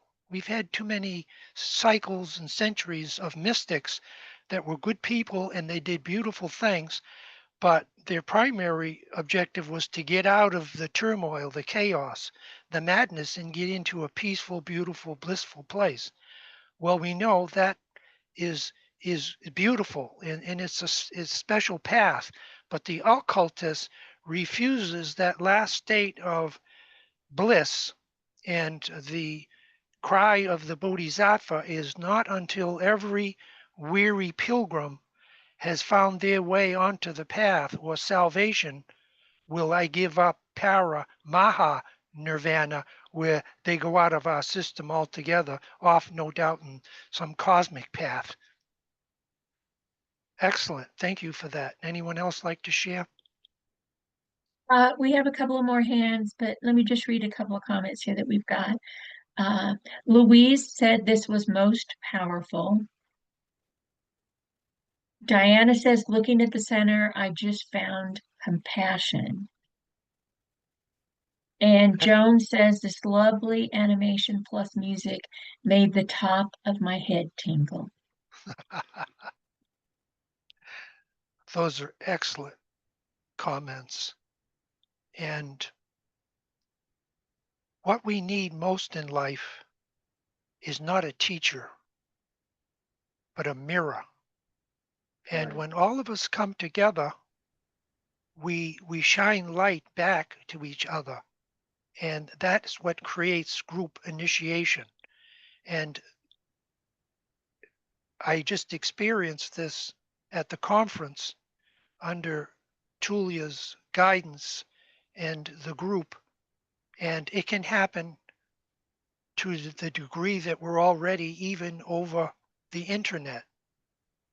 So thank you for those comments, Joe, Diana, and Louise. They were beautiful. Okay, Joe, please go ahead. Yes. Oops, I You're got an echoing. echo. You're echoing. Are you there with Greg again? You're echoing. I'm muted.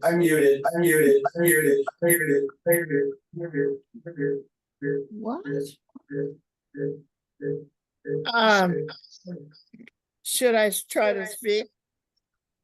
You're still echoing.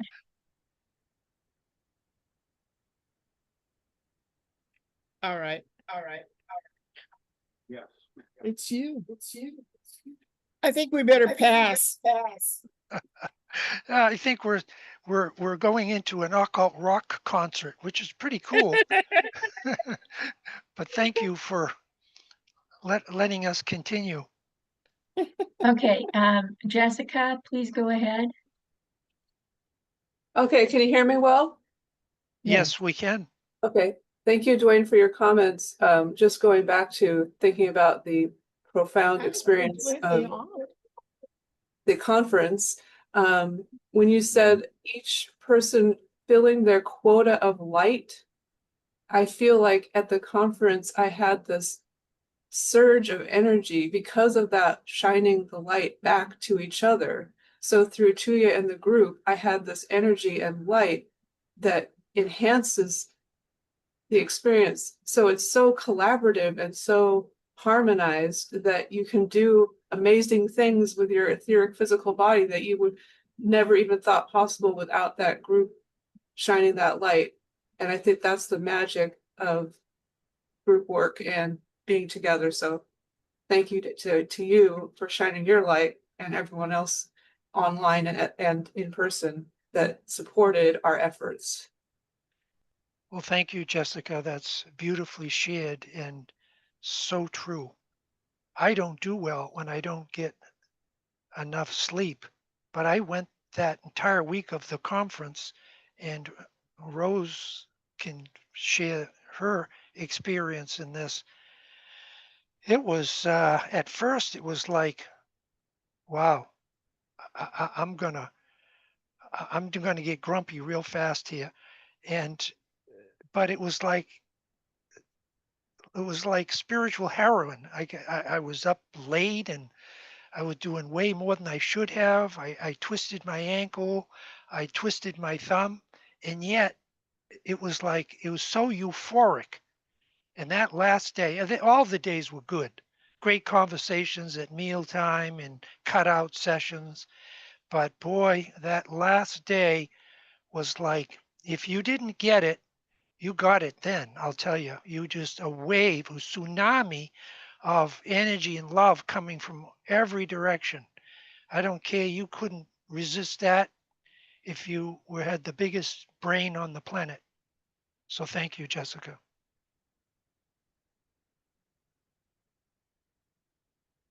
Anyone else? Yeah, Joe typed something in here since she couldn't speak. She says, I learned something from the depiction about myself, that I liked the black portion best, looking towards the central sun. The blue, rose, and green all speak to me in some degree, but the unknown draws us forward. Yes, excellent, because that's where Fohat is. That's where the will lies. And yes, we do go from the physical sun through the central spiritual sun of unconditional love to you go through the heart of the sun and then through that central spiritual sun. And then you're not going anymore. You've arrived. Okay, excellent, Joe. Thank you. Okay, any additional shares? Yes, Tulia says to look into the void. Opened me the soul vision of all these streams of life into the mission of the one, to bring that divine purpose behind everyone. And it opened the stream of tears of joy and humility in me, in the heart of the head. Amazing. Beautiful. Thank you, Tulia. That is equally poetic as it is occultly correct. The uh, the void, these streams, and every one of us here has probably wept an ocean of tears through our earlier incarnations. And now it's time to weep with joy and with unconditional love. And the planet is a planet of sorrow until you open your heart. And this is the high purpose. This is the goal. And we're all going to experience it in our own unique way, in our own unique timing. Thank you very much, Tulia. Wayne, I just wanted to say that Joe's comments and Tulia's comments remind me of that formula, and I forget which one it is. It might be for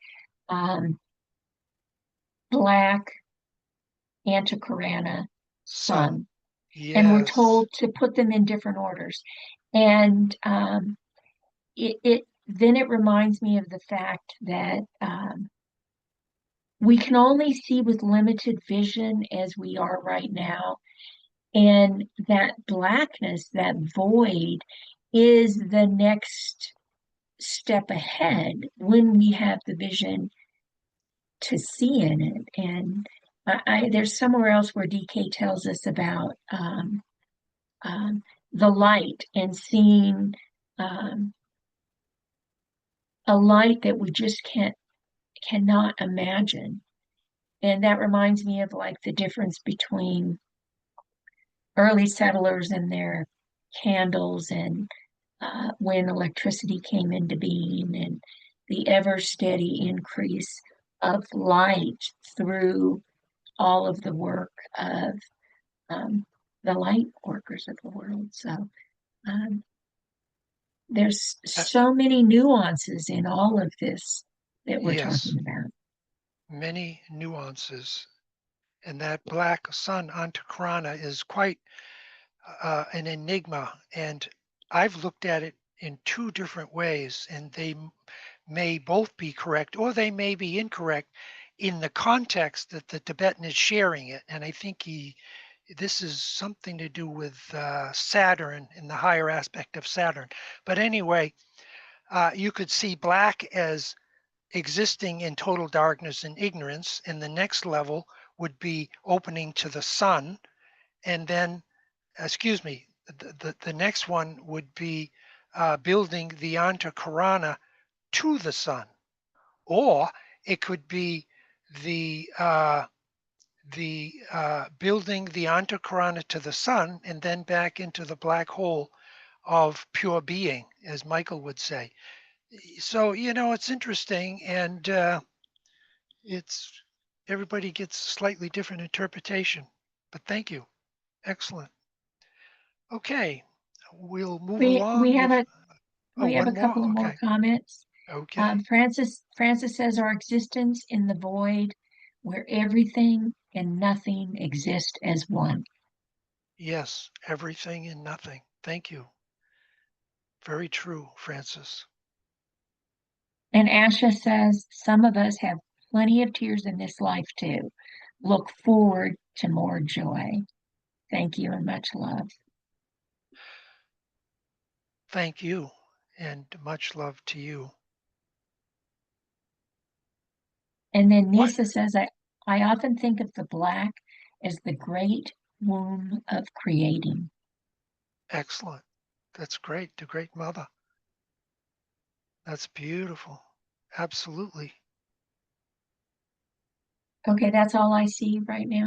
Okay, let us take a quote on the mutable cross. And this is where we're going to start to transition from the mutable cross onto the fixed cross. Would somebody like to read this? Walter, do you have your hand up to read? Yes. Thank you. The mutable cross.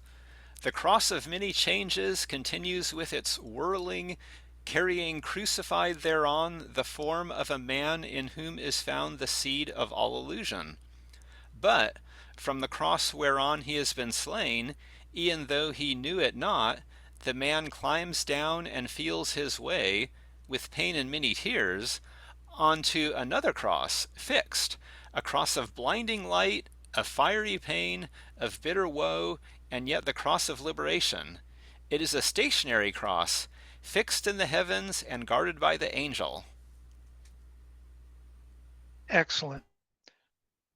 Before we continue, Walter, I wanted to thank you for your wonderful contributions at the recent university convention on Shambhala, and your contribution on the cross, on the mutable cross, was wonderful. And I loved your presentation where you showed us visually the idea of multiple dimensions. And I got a lot out of that. And it reminded me so many things about what is called the cube of space in the Kabbalah. You think of the cube as being restrictive or limited, but if you draw a diagonal line across the cube, you get two triangles. And the way you presented it sequentially of going from one visual image after another was just breathtaking to me because I'm such a visual person. And so thank you so much. I appreciated that. Okay, excellent.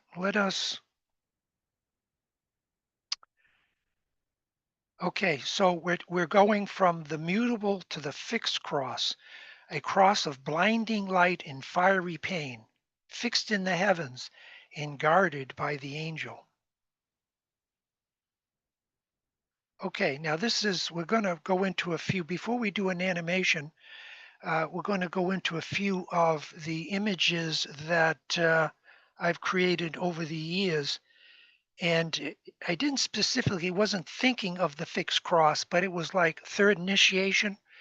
And it's a the third initiation is entering into electric fire that's not fully developed, but you're drawing down the fire from heaven, hence the hands are upstretched. And the real crucifixion is the mastery of the ego, not so much the destruction of the ego, but putting it, as DK would say, in its rightful place, because you have to have an ego. You have to have all this lower equipment to survive, to share the teachings, to grow into the infinite. You have to have the finite, as paradoxical as that sounds. So here we have somebody entering into the third initiation and starting to connect with that electrical fire. And I called it the rosy crucifixion. Rosy because now you're in total tune with the Davic elemental and angelic kingdoms, and crucifixion, you're giving up. And even that word, it solicits all kinds of negative connotations in its more mundane form. DK says you don't give up when you enter the spiritual path and undergo initiation. Oh, I got to give up all this to gain something else that's purportedly or hopefully better. No, you don't give up, DK said, you take over. So you take over the new, the more creative, the more lighted, the more beautiful, the more profound. And that which is no longer needed, which is the ego and all of its attributes, it dies of attrition. And I've thought of that concept many times, and I think I'm beginning to understand it more and more, that a lot of the personality limitations that we have, that we've been trying to beat into submission, trying to tortuously get under control, they die by attrition because your attention is no longer on it when you begin to make soul contact. You're not fully aware of the soul at the third, but you have flashes, you have deep meditations, you have moments of reverie. And that is a somewhat different twist than conventional religion, which is, oh, painfully, you got to give up, you got to be crucified, and that Jesus died for our sins. I say he died because of our sins. And this may seem like a travesty to conventional religion, but he was the prototype for here in the West and internationally. When you look at the Christ spirit, the Christ consciousness overshadowing this gifted and sacrificial man. So this is what I'm trying to depict, again, inadequately in some of these. Here's another similar one.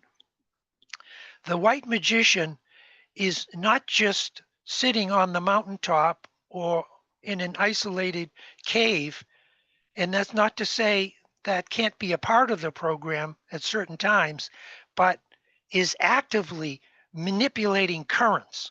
And that's what I tried to depict here as you move into the fixed cross.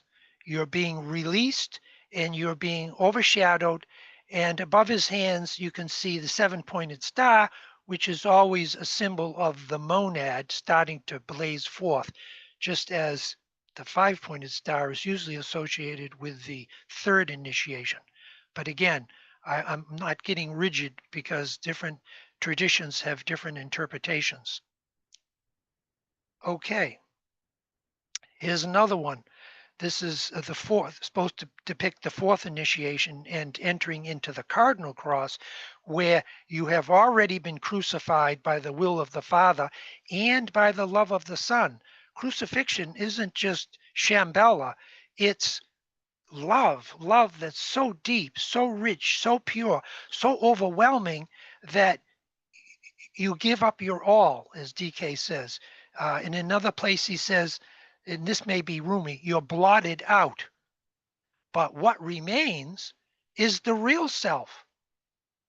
Or to quote Rumi, and I do this all the time, and I apologize for the repetitions, but Rumi describes to me the fourth initiation or the third in this way. He says, God came to me late one night and he hollowed me out with his sharp knife. And now I stand here broken, an empty man.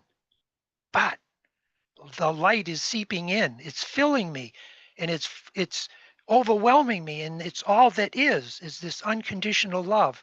And so again, inadequately, I've tried to put this down through graphic images. 12-petal lotus, heart of the sun. Listen, a rising one, for the sonorous sound of the solar angel thrilling through the ethers. I hear, I see, I blaze forth. So we're all going to be crucified, but we're crucified at our own hands, not by some mean, dark, sinister figure. That's all peripheral. We learn to step out of the old self into the new self and realize we're not giving anything up. We're gaining. Evolution is gaining. Who could imagine evolution going backwards? Okay. Here's one. This is not an original of mine, but I thought it was a beautiful depiction of like the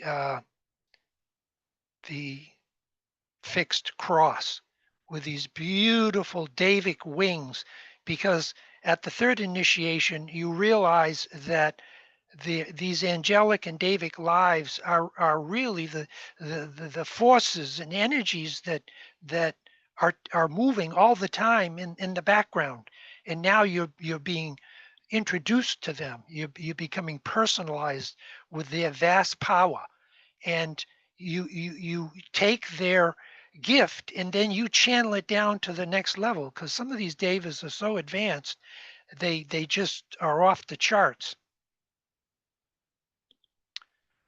Okay, now we're getting to the end. I have a few more slides. We've gone through 26 of 40, but this is probably the best, and I'm going to read this. In the study of the crosses, the true meaning of their influence will only appear as you begin to think in terms of synthesis, or of the relation of the four streams of energy flowing unitedly upon and through any form of divine manifestation.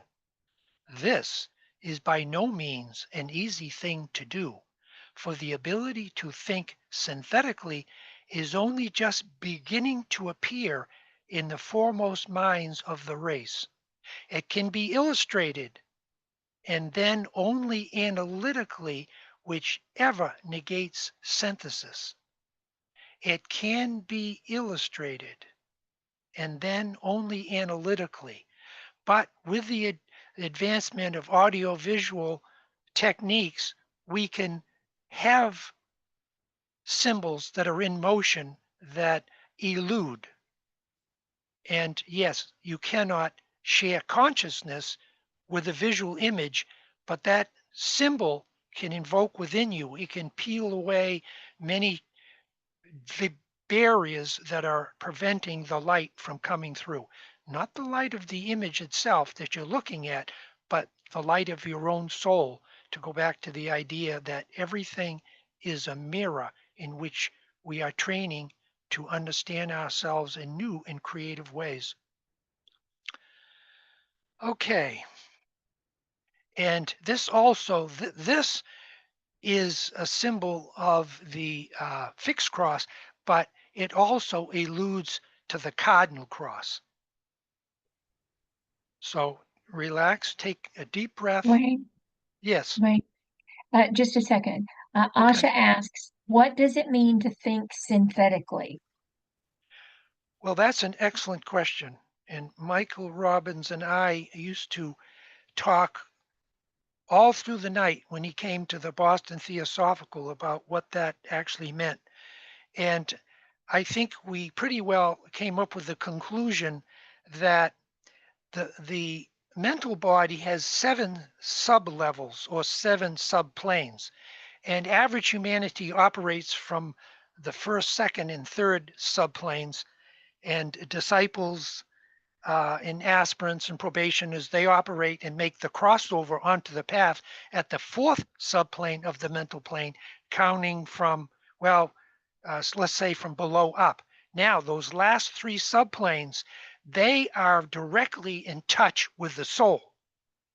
So in other words, it's improper to say that the mind is the slayer of the real. You know, this is an Eastern cliche.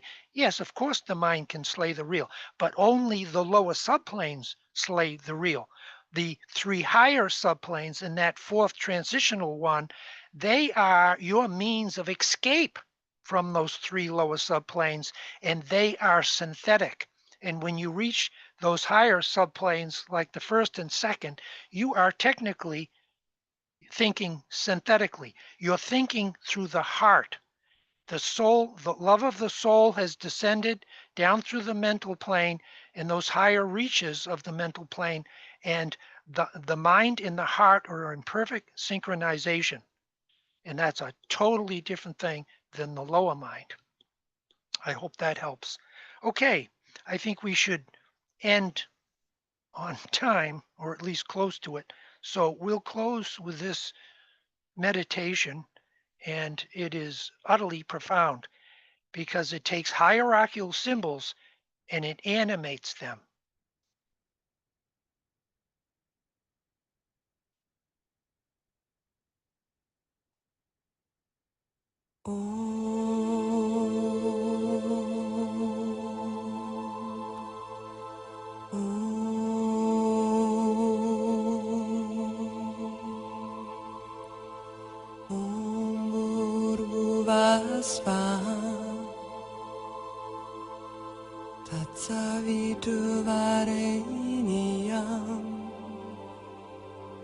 Bargo devasya limai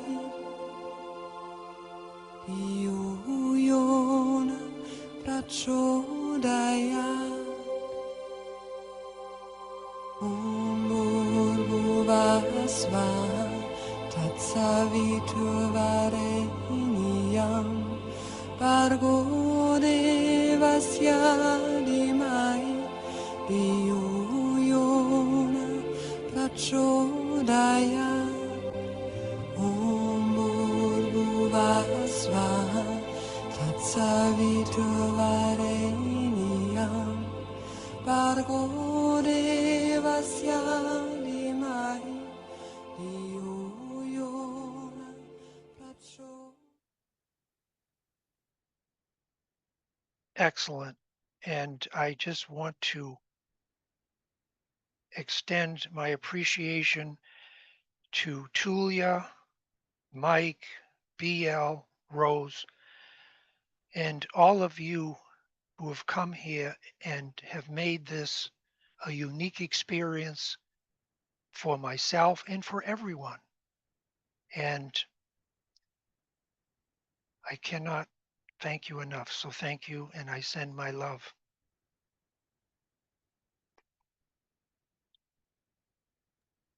All of us, thank you very much, Duane. Thank you, BL. And the light just goes on. It's irresistible. You can't hold it back. Rumi said, trying to deny the spiritual sun is like trying to blow it out as if it were just a mere candle. Ah, I'm just going to ignore this. You can't. Okay. Thank you. And I just want to say we're going to be back on track for June. That means in 2 weeks on the 14th, Saturday the 14th at 7 p.m. GMT. We'll convene again for awakening the higher mind. And as Michael put in the remarks, we do have a secret doctrine tomorrow at 7 p.m. GMT.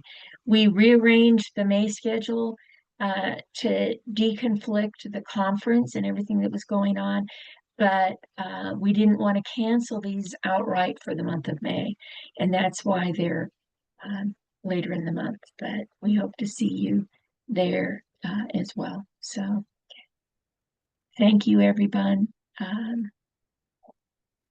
I will post the comments as usual and the smaller video clips that Duane has shared with us. So goodbye, everyone, and see you in 2 weeks. Thank you.